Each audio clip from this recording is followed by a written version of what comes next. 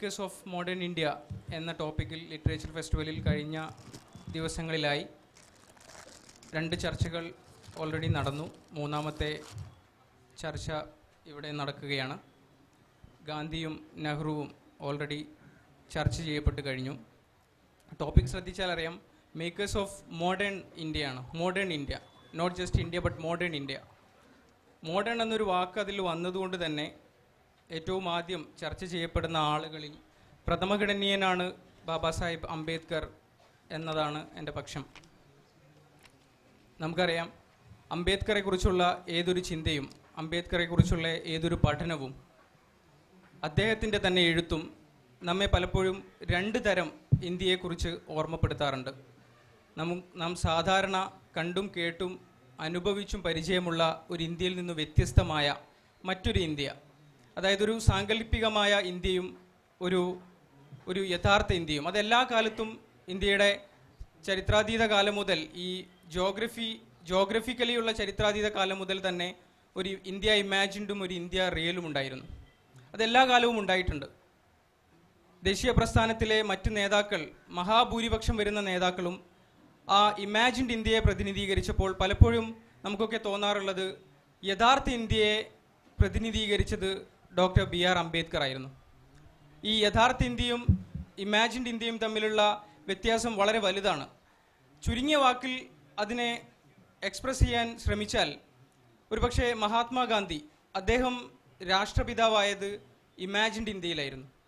യഥാർത്ഥ ഇന്ത്യയിൽ അദ്ദേഹം ശരിക്കും വെടിയേറ്റ് കൊല്ലപ്പെടുകയാണ് ചെയ്തത്. അദ്ദേഹത്തിൻ്റെ ജീവിതകാലത്തും അദ്ദേഹത്തിൻ്റെ പ്രവർത്തനങ്ങളിലും ജനാധിപത്യത്തിന് എത്രത്തോളം പങ്കുണ്ടായിരുന്നു എന്നത് ഒരു തർക്ക വിഷയമാണ് എന്ന വാസ്തവം നിലനിൽക്കെ, ലോകത്തിലെ ഏറ്റവും വലിയ ജനാധിപത്യ രാജ്യമെന്ന ആ ഇമാജിൻഡ് പെർസെപ്ഷനിലുള്ള രാജ്യത്തിൻ്റെ രാഷ്ട്രപിതാവായി നാം അദ്ദേഹത്തെ വാഴിക്കുന്നത് ഒരുപക്ഷെ യഥാർത്ഥ ഇന്ത്യയിൽ നിന്നും ഒരുപാട് അകലെയുള്ള ഇമാജിൻഡ് ഇന്ത്യയിലാണ്. നമുക്കറിയാം, ബ്രിട്ടീഷ് സിവിൽ സർവൻ്റ് ആയിരുന്ന ജോൺ സ്ട്രാച്ചെ ഒരിക്കൽ കൽക്കട്ട യൂണിവേഴ്സിറ്റിയിൽ ഒരു സ്റ്റുഡൻസ് ഗ്യാതറിങ്ങിനെ അഡ്രസ് ചെയ്തുകൊണ്ട് പറയുകയുണ്ടായി, "There has never been an India in the past and there is no India and there will be no India united in the future as well." അദ്ദേഹം പറഞ്ഞ മൂന്നാമത്തെ സെൻറ്റൻസിനോട് നമുക്ക് താൽക്കാലികമായെങ്കിലും ഒരു ജനാധിപത്യ സംവിധാനത്തിൻ്റെ ഭാഗമെന്ന നിലയ്ക്ക് വിയോജിക്കാമെങ്കിലും അദ്ദേഹത്തിൻ്റെ ആദ്യത്തെ 2 ഭാഗവും, സംസാരത്തിൻ്റെ 2 ഭാഗവും വളരെ വളരെ വാസ്തവമായിരുന്നു, വസ്തുതകളായിരുന്നു. അത് നമുക്കറിയാം, മുഗൾ ഭരണകാലത്ത്, ഔറംഗസീബിൻ്റെ ഭരണകാലത്താണ് ഇന്ത്യ ഭൂവിസ്തൃതി കൊണ്ട് ഏറ്റവും ഔന്നിത്യത്തിലെത്തിയിരുന്നത്. അത് മൗര്യ സാമ്രാജ്യത്തിലാണെങ്കിൽ അശോകൻ്റെ കാലത്തായിരുന്നു. ഈ 2 കാലഘട്ടത്തിൽ പോലും ഇന്ത്യ എന്ന ആ സങ്കല്പത്തിൻ്റെ ഭാഗമാവാത്ത ആളുകളുടെ പ്രതിനിധികളാണ് നമ്മൾ, കേരളീയർ. പിന്നെ നമുക്കറിയാം, ഈ ജൂൺ 3 പ്ലാൻ, മൗണ്ട് ബാറ്റൻ്റെ പ്ലാൻ അനുസരിച്ച് 947 ഒരുപക്ഷെ 950-ൽ 49-ൽ അംഗീകരിച്ച് നിയമസാധുത 1950-ൽ നൽകിയ കോൺസ്റ്റിറ്റ്യൂഷൻ അനുസരിച്ച് പിറവികൊണ്ട ഇന്ത്യ എന്ന രാജ്യത്ത് ഉണ്ടായിരുന്ന നാട്ടുരാജ്യം, ഇന്ത്യ എന്ന സങ്കല്പത്തിൽ ഉണ്ടായിരുന്ന നാട്ടുരാജ്യങ്ങൾക്ക് ആ പ്ലാൻ അനുസരിച്ച്, ഇൻഡിപെൻഡൻസ് ആക്ട് അനുസരിച്ച് 3 ഓപ്ഷനുകൾ കൊടുത്തതിൽ 1 മാത്രമായിരുന്നു ഇന്ത്യ എന്ന യൂണിയനിലേക്ക് ലയിക്കുക എന്നുള്ളത്. ഞാൻ പറഞ്ഞു വരുന്ന ഒരു പോയിന്റ്, അംബേദ്കർ എപ്പോഴും അദ്ദേഹത്തിൻ്റെ ജീവിതത്തിൻ്റെ ഓരോ നിമിഷങ്ങളും പൊരുതിക്കൊണ്ട് ജീവിക്കുകയും പ്രവർത്തിക്കുകയും ചെയ്ത ഒരു ദേശീയ നേതാവാണ്. നമുക്കറിയാം, ഒരു വേള റൗണ്ട് ടേബിൾ കോൺഫറൻസിൽ 3 തവണയും, കോൺഗ്രസ് 1 തവണ പങ്കെടുത്തപ്പോൾ 3 തവണയും പങ്കെടുത്ത്, പിന്നെ ബ്രിട്ടീഷ് വേഷവിധാനത്തോടുകൂടി ഇംഗ്ലീഷ് സംസാരിക്കുന്ന, വിദേശത്ത് പോയി പഠിച്ചിരുന്ന ഒരു മൃഗതുല്യമായ ജീവിതം നയിച്ചിരുന്ന ഒരു സമൂഹത്തിൻ്റെ പ്രതിനിധിയായിരുന്ന അംബേദ്കർ ഒരു വേള ഗാന്ധിജിയോട് അപേക്ഷിക്കുകയല്ല, അദ്ദേഹം പരിഹാസപൂർണ്ണമാണോ പറഞ്ഞതെന്നറിയില്ല, "ഗാന്ധി, ഞങ്ങൾക്ക് പോകാനൊരു രാജ്യമില്ല." നമുക്കറിയാം, പൂന പാക്റ്റിൻ്റെ അവസരത്തിൽ സംവരണ വിഷയത്തിൽ സംവരണത്തിൻ്റെ കടക്കൽ കത്തിവെക്കുന്ന ആ ഒരു ചടങ്ങ് ഔദ്യോഗികമായി ഇനാഗുറേറ്റ് ചെയ്തതുപോലെ പൂന പാക്റ്റിന് മുമ്പായി നിരാഹാരം കിടക്കുകയും, മരണം വരെ ഗാന്ധിജി നിരാഹാരം കിടക്കാൻ തീരുമാനിച്ച ഒരേ ഒരു സംഭവം സെപ്പറേറ്റ് ഇലക്ട്രോലൈറ്റ്സ് ഈ പിന്നാക്ക വിഭാഗക്കാർക്കും SC/ST-ക്കാർക്കും കൊടുക്കുന്നതിൻ്റെ ഭാഗമായിരുന്നു. അപ്പോൾ ആ തരത്തിൽ അംബേദ്കറിനെ ചിന്തിച്ചാൽ എപ്പോഴും യഥാർത്ഥ ഇന്ത്യ എന്ന് പറഞ്ഞാൽ ഒരിക്കലും നമ്മൾ റിപ്പബ്ലിക് ഡേ പ്രസംഗത്തിലും സ്വാതന്ത്ര്യ ദിനത്തിലെ പ്രധാനമന്ത്രിയുടെയും രാഷ്ട്രപതിയുടെയും ഒക്കെ റെഡ് ഫോർട്ടിലും അവരുടെ ഓഫീസിലും വെച്ചുള്ള ആ ഒരു മെസ്സേജിലുള്ള ഇന്ത്യ ഉണ്ടല്ലോ, അതിൽ നിന്ന് വളരെയധികം പാവപ്പെട്ടവനും ഭക്ഷണം സ്വന്തം ഇഷ്ടപ്രകാരം കഴിക്കുന്നതിനും തല്ലിക്കൊല്ലപ്പെടുന്ന ഒരു യഥാർത്ഥ ഇന്ത്യ, ആ ഇന്ത്യയെ പ്രതിനിധീകരിച്ചത് കൊണ്ട് തന്നെയാണ് ഇന്ത്യയിലേക്കാൾ ഉപരി പുറം രാജ്യങ്ങളിൽ പോലും അദ്ദേഹത്തിന് അത്ര വലിയ ഒരു സ്വീകാര്യത ലഭിച്ചത്. ഏതായാലും നമുക്ക് ഇന്ന് ഈ വിഷയത്തിൽ നമ്മോട് സംസാരിക്കാൻ എത്തിയ ഡോക്ടർ KS മാധവൻ സാർ, അദ്ദേഹം കാലിക്കറ്റ് യൂണിവേഴ്സിറ്റിയിലെ, അദ്ദേഹം ബേസിക്കലി ഒരു ഹിസ്റ്റോറിയനാണ്, കാലിക്കറ്റ് യൂണിവേഴ്സിറ്റിയിലെ ഹിസ്റ്ററി വിഭാഗം അക്കാഡമീഷ്യൻ കൂടിയാണ്. ഒരുപാട് അദ്ദേഹത്തിൻ്റെ പ്രഭാഷണങ്ങളും അദ്ദേഹത്തിൻ്റെ രചനകളും നമുക്ക് സുപരിചിതമാണ്. ഞാൻ കൂടുതൽ ദീർഘിപ്പിക്കാതെ തന്നെ അദ്ദേഹത്തെ ദി റാഡിക്കൽ ഇൻ അംബേദ്കർ, ആ റാഡിക്കൽ എന്ന പ്രയോഗത്തിലുള്ള ഒരു ചെറിയ പ്രയാസം കൂടി ഞാൻ സൂചിപ്പിക്കുകയാണ്. അംബേദ്കറിനെ നമ്മൾ റാഡിക്കൽ എന്ന് വിളിക്കുന്ന സമയത്ത് എനിക്ക് പലപ്പോഴും തോന്നാറുണ്ട്, ഒരുപാട് റിലീജിയസ്ലി അല്ലെങ്കിൽ കാസ്റ്റിസം ബാധിച്ച് അബ്നോർമലായ ഒരു കാലഘട്ടത്തിൽ നോർമലായ ലോജിക്കലി ബിഹേവ് ചെയ്ത ഏക ഇന്ത്യൻ നേതാവ് എന്ന് പറയാവുന്നത് ഒരുപക്ഷെ അംബേദ്കറെ ആയിരിക്കും. ബാക്കി എല്ലാവരും റിലീജിയസ്ലി അബ്നോർമൽ ആയപ്പം വളരെ നോർമലായി ലോജിക്കലി ബിഹേവ് ചെയ്ത അദ്ദേഹത്തെ നമ്മൾ റാഡിക്കൽ എന്ന് വിളിക്കുകയാണ്. റാഡിക്കൽ എന്ന ആ ആസ്പെക്റ്റ് എടുത്ത് പരിശോധിച്ചാൽ അതിൽ വലിയ പ്രയാസമുണ്ട്. അദ്ദേഹം നോർമലായി ബിഹേവ് ചെയ്യുകയായിരുന്നു. ആ കാലത്ത് അത് റാഡിക്കലായിരുന്നു. ഇന്ന് നമുക്ക് നമ്മുടെ മനുഷ്യാവകാശങ്ങളെക്കുറിച്ച്, ബേസിക് റൈറ്റ്സിനെ കുറിച്ച് സംസാരിച്ച അദ്ദേഹത്തെ നമുക്ക് റാഡിക്കലാക്കേണ്ടി വന്നത് അത് അദ്ദേഹത്തിനുള്ളൊരു ബഹുമതിയായി ഞാൻ കണക്കാക്കുന്നതിന് പകരം നമ്മുടെ മൊത്തം രാജ്യത്തിനുള്ള ഒരു ഷെയിമായിട്ട് കണക്കാക്കാൻ പലപ്പോഴും തോന്നാറുണ്ട്. ഏതായാലും ബഹുമാന്യനായ സാറിനെ ഈ സംഭാഷണത്തിൽ, ഈ സംസാരത്തിലേക്ക് ക്ഷണിക്കുകയാണ്. അതിനുശേഷം നമുക്ക് ഒരു നല്ലൊരു ഇൻട്രാക്റ്റീവ് സെഷൻ ഓഡിയൻസിൻ്റെ ഭാഗത്തു നിന്നും ടോക്കിൻ്റെ അവസാനം പ്രതീക്ഷിക്കുന്നു. Sir, I would like to welcome to deliver you speech. Sir. Thank you Arshad. Literary festival അംബേദ്കറെ കുറിച്ച് സംസാരിക്കാൻ എന്നെ ക്ഷണിച്ച എൻ്റെ സംഘാടകരോടെല്ലാവരും നന്ദി പ്രകാശിപ്പിക്കുകയാണ്. ഇവിടെ സൂചിപ്പിച്ചതുപോലെ അംബേദ്കർ രണ്ട് ഇന്ത്യയെ ഒരേ സമയം തന്നെ അഭിമുഖീകരിക്കാൻ ശ്രമിച്ച, ആധുനിക ഇന്ത്യയെ നിർമ്മിച്ചെടുത്ത ഏറ്റവും പ്രധാനപ്പെട്ട ഒരു വ്യക്തിയാണ്. രണ്ട് ഇന്ത്യ എന്ന് സൂചിപ്പിച്ചതുപോലെ ഒന്നൊരു ഭാവനാത്മകമായ ഇന്ത്യയും ഒന്നൊരു യാഥാർത്ഥ്യമായിട്ടുള്ള ഇന്ത്യയും. അപ്പോൾ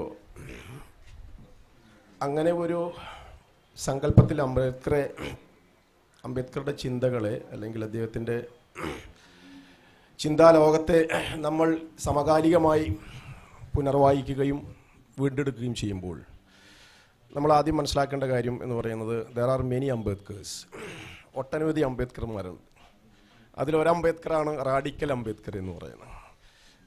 because Ambedkar is A radical democratic philosopher. അതുകൊണ്ട് തന്നെ നമ്മൾ എൻ്റെ സംഭാഷണത്തിൽ ആദ്യം തന്നെ ഞാൻ ആഗ്രഹിക്കുന്നത് അംബേദ്കറിൻ്റെ ഇൻ്റലക്ച്വൽ കൾച്ചർ എങ്ങനെയാണ് രൂപപ്പെട്ടത് എന്ന ഒരു ധാരണയിൽ നിന്നാണ് ഞാൻ ആരംഭിക്കുന്നത്. രണ്ട് ചിന്താമണ്ഡലമാണ് യഥാർത്ഥത്തിൽ അംബേദ്കറെ സൃഷ്ടിച്ചത്, അംബേദ്കറുടെ ചിന്താലോകത്തെ സൃഷ്ടിച്ചത്. ഒന്നത് പോസ്റ്റ് എൻലൈറ്റൻമെൻറ്റിൻ്റെ ഭാഗമായി യൂറോപ്യൻ ട്രഡീഷൻ ഉണ്ടായി വന്ന ഒരു ലിബറൽ ഇൻ്റലക്ച്വൽ കൾച്ചറിലാണ്. അതിലൊരു ലിബറൽ ഹ്യൂമനിസ്റ്റ് ട്രഡീഷനിലാണ് അംബേദ്കർ വികസിച്ചു വരുന്നത്. അത് അദ്ദേഹത്തിൻ്റെ തന്നെ ഏറ്റവും പ്രധാനപ്പെട്ട അധ്യാപകനായിട്ടുള്ള ജോൺ ഡ്യൂവിയുടെ എമാൻസിപ്പേറ്ററി കൺസ്ട്രക്റ്റിവിസം എന്ന് പറയുന്ന ലിബറൽ തോട്ടിൻ്റെ ഭാഗമായിരുന്നു. ഫിലോസഫിക്കൽ ട്രഡീഷനാണ് അദ്ദേഹം ഇൻ്റലക്ച്വലി ട്രെയിൻ ചെയ്യപ്പെടുന്നത്.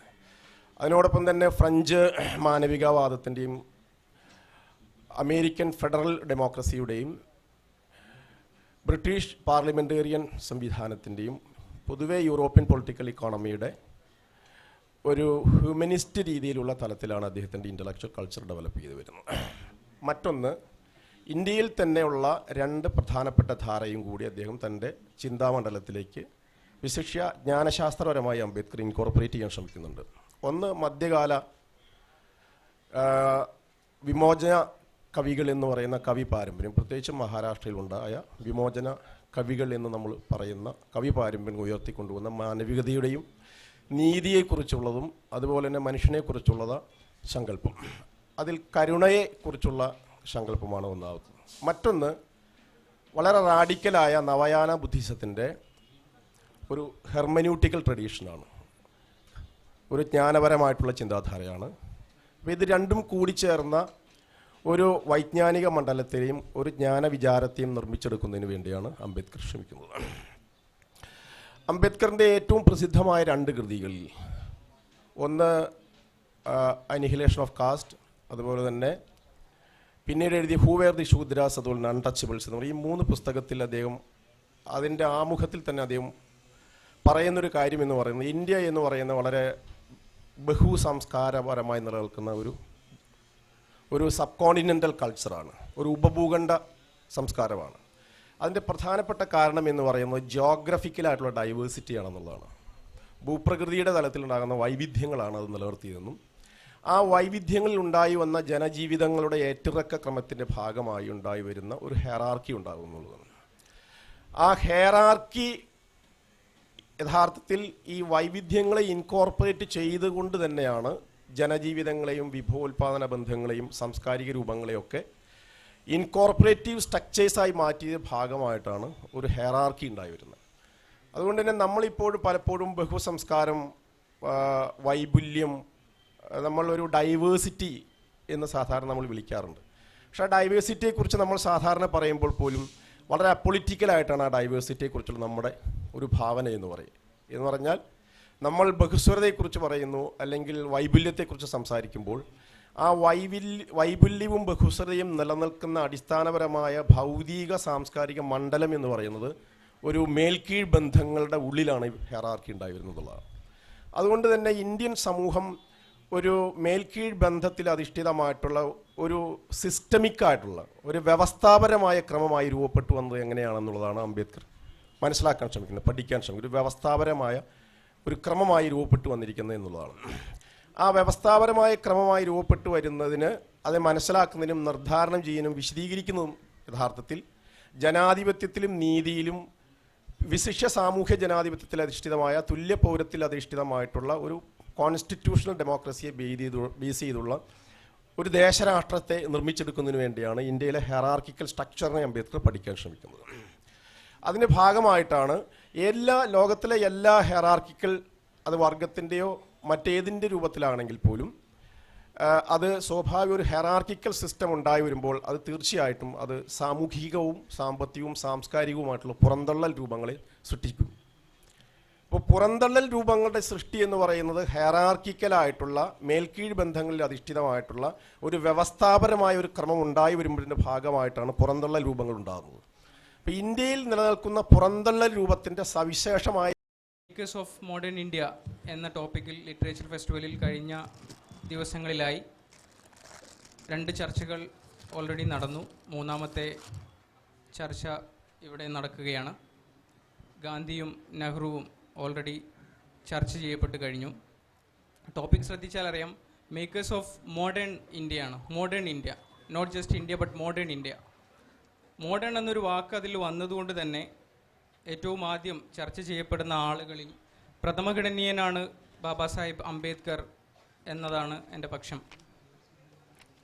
നമുക്കറിയാം, അംബേദ്കറെക്കുറിച്ചുള്ള ഏതൊരു ചിന്തയും അംബേദ്കറെക്കുറിച്ചുള്ള ഏതൊരു പഠനവും അദ്ദേഹത്തിൻ്റെ തന്നെ എഴുത്തും നമ്മെ പലപ്പോഴും 2 തരം ഇന്ത്യയെക്കുറിച്ച് ഓർമ്മപ്പെടുത്താറുണ്ട്. നാം സാധാരണ കണ്ടും കേട്ടും അനുഭവിച്ചും പരിചയമുള്ള ഒരു ഇന്ത്യയിൽ നിന്ന് വ്യത്യസ്തമായ മറ്റൊരു ഇന്ത്യ, അതായത് ഒരു സാങ്കല്പികമായ ഇന്ത്യയും ഒരു യഥാർത്ഥ ഇന്ത്യയും. അതെല്ലാ കാലത്തും ഇന്ത്യയുടെ ചരിത്രാതീത കാലം മുതൽ, ഈ ജോഗ്രഫിക്കലിയുള്ള ചരിത്രാതീത കാലം മുതൽ തന്നെ ഒരു ഇന്ത്യ ഇമാജിൻഡും ഒരു ഇന്ത്യ റിയലും ഉണ്ടായിരുന്നു. അതെല്ലാ കാലവും ഉണ്ടായിട്ടുണ്ട്.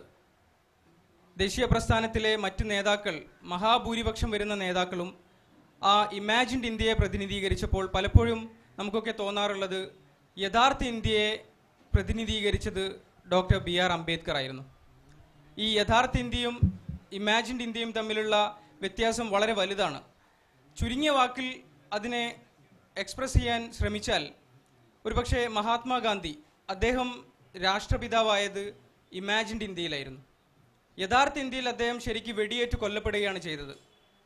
അദ്ദേഹത്തിൻ്റെ ജീവിതകാലത്തും അദ്ദേഹത്തിൻ്റെ പ്രവർത്തനങ്ങളിലും ജനാധിപത്യത്തിന് എത്രത്തോളം പങ്കുണ്ടായിരുന്നു എന്നത് ഒരു തർക്ക വിഷയമാണ് എന്ന വാസ്തവം നിലനിൽക്കെ, ലോകത്തിലെ ഏറ്റവും വലിയ ജനാധിപത്യ രാജ്യമെന്ന ആ ഇമാജിൻഡ് പെർസെപ്ഷനിലുള്ള രാജ്യത്തിൻ്റെ രാഷ്ട്രപിതാവായി നാം അദ്ദേഹത്തെ വാഴിക്കുന്നത് ഒരുപക്ഷെ യഥാർത്ഥ ഇന്ത്യയിൽ നിന്നും ഒരുപാട് അകലെയുള്ള ഇമാജിൻഡ് ഇന്ത്യയിലാണ്.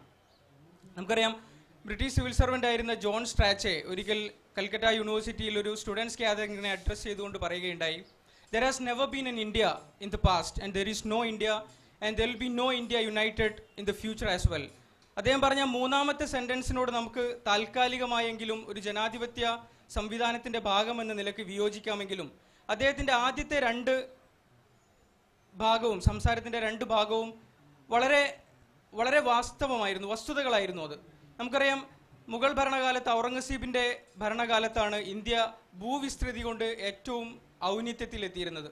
അത് മൗര്യ സാമ്രാജ്യത്തിലാണെങ്കിൽ അശോകന്റെ കാലത്തായിരുന്നു. ഈ രണ്ട് കാലഘട്ടത്തിൽ പോലും ഇന്ത്യ എന്ന ആ സങ്കല്പത്തിന്റെ ഭാഗമാവാത്ത ആളുകളുടെ പ്രതിനിധികളാണ് നമ്മൾ കേരളീയർ.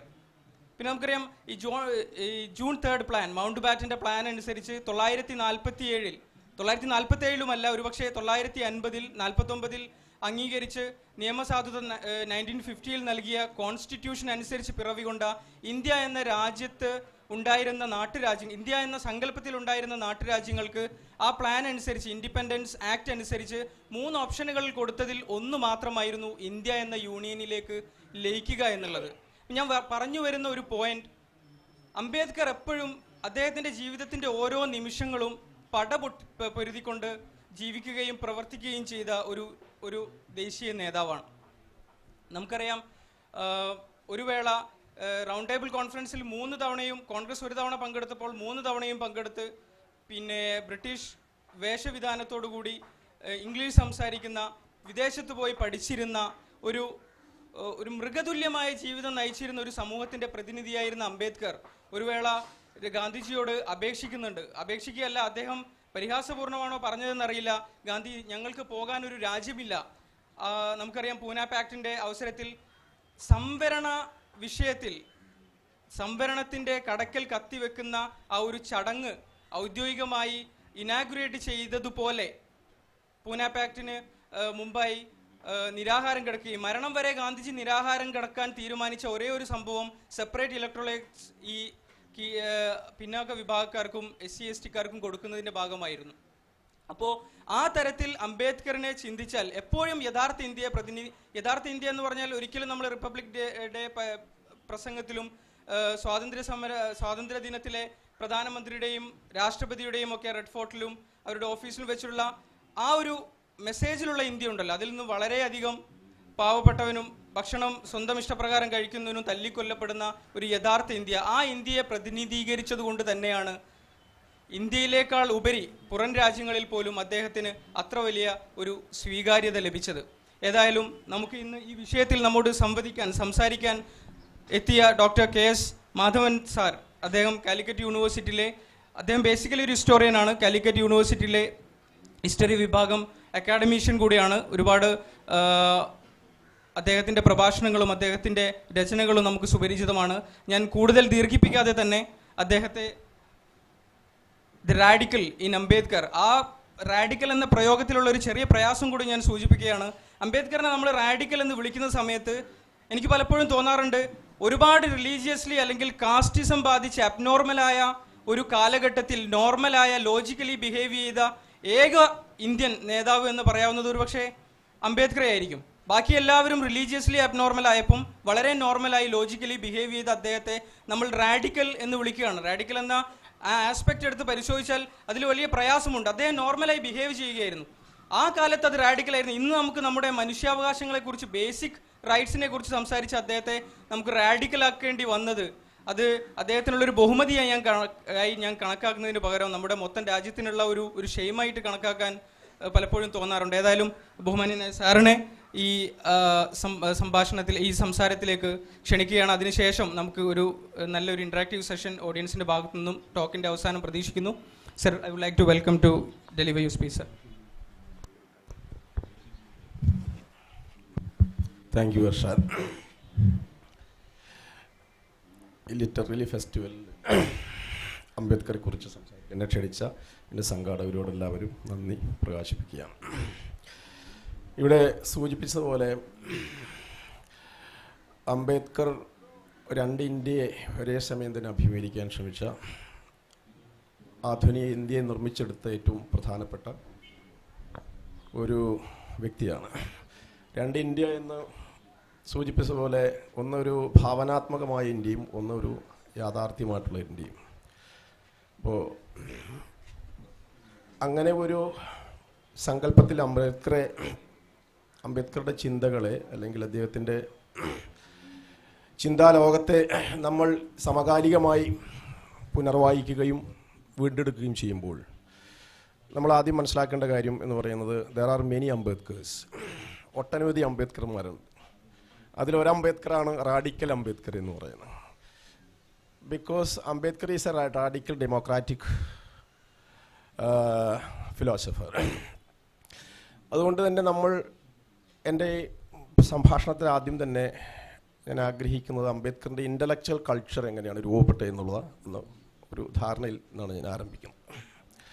രണ്ട് ചിന്താമണ്ഡലമാണ് യഥാർത്ഥത്തിൽ അംബേദ്കറുടെ ചിന്താലോകത്തെ സൃഷ്ടിച്ചത്. ഒന്നത് പോസ്റ്റ് എൻലൈറ്റൻമെൻറ്റിൻ്റെ ഭാഗമായി യൂറോപ്യൻ ട്രഡീഷൻ ഉണ്ടായി വന്ന ഒരു ലിബറൽ ഇൻ്റലക്ച്വൽ കൾച്ചറിലാണ്. അതിലൊരു ലിബറൽ ഹ്യൂമനിസ്റ്റ് ട്രഡീഷനിലാണ് അംബേദ്കർ വികസിച്ചു വരുന്നത്.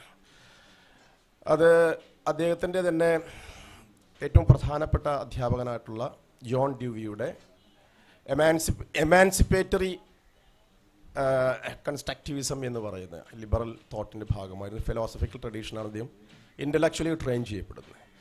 അതിനോടൊപ്പം തന്നെ ഫ്രഞ്ച് മാനവികവാദത്തിൻ്റെയും അമേരിക്കൻ ഫെഡറൽ ഡെമോക്രസിയുടെയും ബ്രിട്ടീഷ് പാർലമെൻറ്റേറിയൻ സംവിധാനത്തിൻ്റെയും പൊതുവെ യൂറോപ്യൻ പൊളിറ്റിക്കൽ ഇക്കോണമിയുടെ ഒരു ഹ്യൂമനിസ്റ്റ് രീതിയിലുള്ള തലത്തിലാണ് അദ്ദേഹത്തിൻ്റെ ഇൻ്റലക്ച്വൽ കൾച്ചർ ഡെവലപ്പ് ചെയ്ത് വരുന്നത്.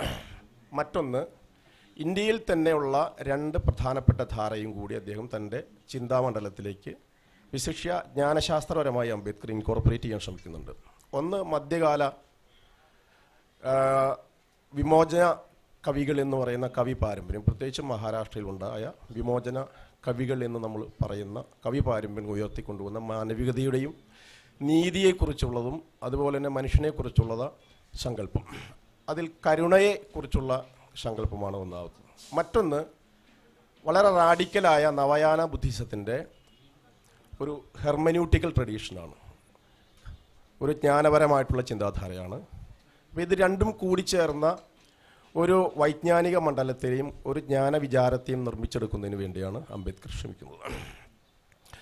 അംബേദ്കറിൻ്റെ ഏറ്റവും പ്രസിദ്ധമായ രണ്ട് കൃതികളിൽ ഒന്ന് അനിഹിലേഷൻ ഓഫ് കാസ്റ്റ്, അതുപോലെ തന്നെ പിന്നീട് എഴുതിയ ഹൂ വെയർ ദി ശൂദ്രാസ്, അതുപോലെ അൺടച്ചബിൾസ് എന്ന് പറയും. ഈ മൂന്ന് പുസ്തകത്തിൽ അദ്ദേഹം അതിൻ്റെ ആമുഖത്തിൽ തന്നെ അദ്ദേഹം പറയുന്നൊരു കാര്യം എന്ന് പറയുന്നത് ഇന്ത്യ എന്ന് പറയുന്ന വളരെ ബഹുസംസ്കാരപരമായി നിലനിൽക്കുന്ന ഒരു സബ് കോണ്ടിനെൻ്റൽ കൾച്ചറാണ്, ഒരു ഉപഭൂഖണ്ഡ സംസ്കാരമാണ്. അതിൻ്റെ പ്രധാനപ്പെട്ട കാരണം എന്ന് പറയുന്നത് ജിയോഗ്രഫിക്കലായിട്ടുള്ള ഡൈവേഴ്സിറ്റി ആണെന്നുള്ളതാണ്. ഭൂപ്രകൃതിയുടെ തലത്തിലുണ്ടാകുന്ന വൈവിധ്യങ്ങളാണ് അത് നിലനിർത്തിയതെന്നും ആ വൈവിധ്യങ്ങളിൽ ഉണ്ടായി വന്ന ജനജീവിതങ്ങളുടെ ഏറ്റിറക്ക ക്രമത്തിൻ്റെ ഭാഗമായി ഉണ്ടായി വരുന്ന ഒരു ഹെറാർക്കി ഉണ്ടാകും എന്നുള്ളതാണ്. ആ ഹെറാർക്കി യഥാർത്ഥത്തിൽ ഈ വൈവിധ്യങ്ങളെ ഇൻകോർപ്പറേറ്റ് ചെയ്തുകൊണ്ട് തന്നെയാണ് ജനജീവിതങ്ങളെയും വിഭവോൽപാദന ബന്ധങ്ങളെയും സാംസ്കാരിക രൂപങ്ങളെയൊക്കെ ഇൻകോർപ്പറേറ്റീവ് സ്ട്രക്ചേഴ്സായി മാറ്റിയ ഭാഗമായിട്ടാണ് ഒരു ഹെറാർക്കി ഉണ്ടായി വരുന്നത്. അതുകൊണ്ട് തന്നെ നമ്മളിപ്പോഴും പലപ്പോഴും ബഹുസംസ്കാരം, വൈപുല്യം, നമ്മളൊരു ഡൈവേഴ്സിറ്റി എന്ന് സാധാരണ നമ്മൾ വിളിക്കാറുണ്ട്. പക്ഷേ ആ ഡൈവേഴ്സിറ്റിയെക്കുറിച്ച് നമ്മൾ സാധാരണ പറയുമ്പോൾ പോലും വളരെ അപ്പൊളിറ്റിക്കലായിട്ടാണ് ആ ഡൈവേഴ്സിറ്റിയെക്കുറിച്ചുള്ള നമ്മുടെ ഒരു ഭാവന എന്ന് പറഞ്ഞാൽ നമ്മൾ ബഹുസ്വരതയെക്കുറിച്ച് പറയുന്നു അല്ലെങ്കിൽ വൈപുല്യത്തെക്കുറിച്ച് സംസാരിക്കുമ്പോൾ ആ വൈപുല്യവും ബഹുസ്വരതയും നിലനിൽക്കുന്ന അടിസ്ഥാനപരമായ ഭൗതിക സാംസ്കാരിക മണ്ഡലം എന്ന് പറയുന്നത് ഒരു മേൽക്കീഴ് ബന്ധങ്ങളുടെ ഉള്ളിലാണ് ഹെറാർക്കി ഉണ്ടായി വരുന്നതുള്ളതാണ്. അതുകൊണ്ട് തന്നെ ഇന്ത്യൻ സമൂഹം ഒരു മേൽക്കീഴ് ബന്ധത്തിൽ അധിഷ്ഠിതമായിട്ടുള്ള ഒരു സിസ്റ്റമിക്കായിട്ടുള്ള ഒരു വ്യവസ്ഥാപരമായ ക്രമമായി രൂപപ്പെട്ടു വന്നത് എങ്ങനെയാണെന്നുള്ളതാണ് അംബേദ്കർ മനസ്സിലാക്കാൻ ശ്രമിക്കുന്നത്, പഠിക്കാൻ ശ്രമിക്കുന്നത്. ഒരു വ്യവസ്ഥാപരമായ ഒരു ക്രമമായി രൂപപ്പെട്ടു വന്നിരിക്കുന്നത് എന്നുള്ളതാണ്. ആ വ്യവസ്ഥാപരമായ ക്രമമായി രൂപപ്പെട്ടു വരുന്നതിന് അത് മനസ്സിലാക്കുന്നതിനും നിർദ്ധാരണം ചെയ്യാനും വിശദീകരിക്കുന്നതും യഥാർത്ഥത്തിൽ ജനാധിപത്യത്തിലും നീതിയിലും വിശിഷ്യ സാമൂഹ്യ ജനാധിപത്യത്തിൽ അധിഷ്ഠിതമായ തുല്യ പൗരത്തിൽ അധിഷ്ഠിതമായിട്ടുള്ള ഒരു കോൺസ്റ്റിറ്റ്യൂഷണൽ ഡെമോക്രസിയെ ബേസ് ചെയ്തുള്ള ഒരു ദേശരാഷ്ട്രത്തെ നിർമ്മിച്ചെടുക്കുന്നതിന് വേണ്ടിയാണ് ഇന്ത്യയിലെ ഹെറാർക്കിക്കൽ സ്ട്രക്ചറിനെ അംബേദ്കർ പഠിക്കാൻ ശ്രമിക്കുന്നത്. അതിൻ്റെ ഭാഗമായിട്ടാണ് ലോകത്തിലെ എല്ലാ ഹെറാർക്കിക്കൽ, അത് വർഗത്തിൻ്റെയോ മറ്റേതിൻ്റെ രൂപത്തിലാണെങ്കിൽ പോലും അത് സ്വാഭാവിക ഒരു ഹെറാർക്കിക്കൽ സിസ്റ്റം ഉണ്ടായി വരുമ്പോൾ അത് തീർച്ചയായിട്ടും അത് സാമൂഹികവും സാമ്പത്തികവും സാംസ്കാരികവുമായിട്ടുള്ള പുറന്തള്ളൽ രൂപങ്ങളെ സൃഷ്ടിക്കും.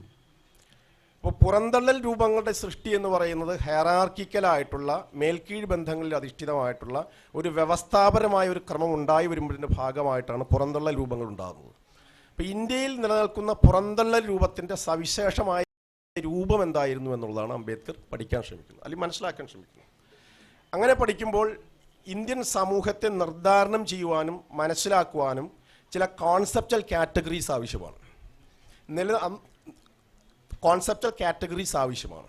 ഇവിടെ ആദ്യം സൂചിപ്പിച്ച പോലെ ഇന്ത്യയെ ഒരു ഇമാജിൻഡ് ഇന്ത്യയായി നിർമ്മിച്ചെടുത്ത വലിയ വിപുലമായിട്ടുള്ള ഒരു ഓറിയൻ്റൽ കൊളോണിയൽ ധാരകൾ ഇന്ത്യയെക്കുറിച്ചുള്ള ഒരു ഇൻഡോളജിക്കൽ ഡിസ്കവറി ഇന്ത്യ പഠിതാക്കൾ യൂറോപ്യന്മാരായിട്ടും ഇന്ത്യക്കാരുമായിട്ടും ഉൾപ്പെടെയുള്ള ഇന്ത്യ പഠിതാക്കൾ നിർമ്മിച്ചെടുത്ത ഭാവനാത്മകമായിട്ടുള്ള ഒരു ഇന്ത്യയുണ്ട്.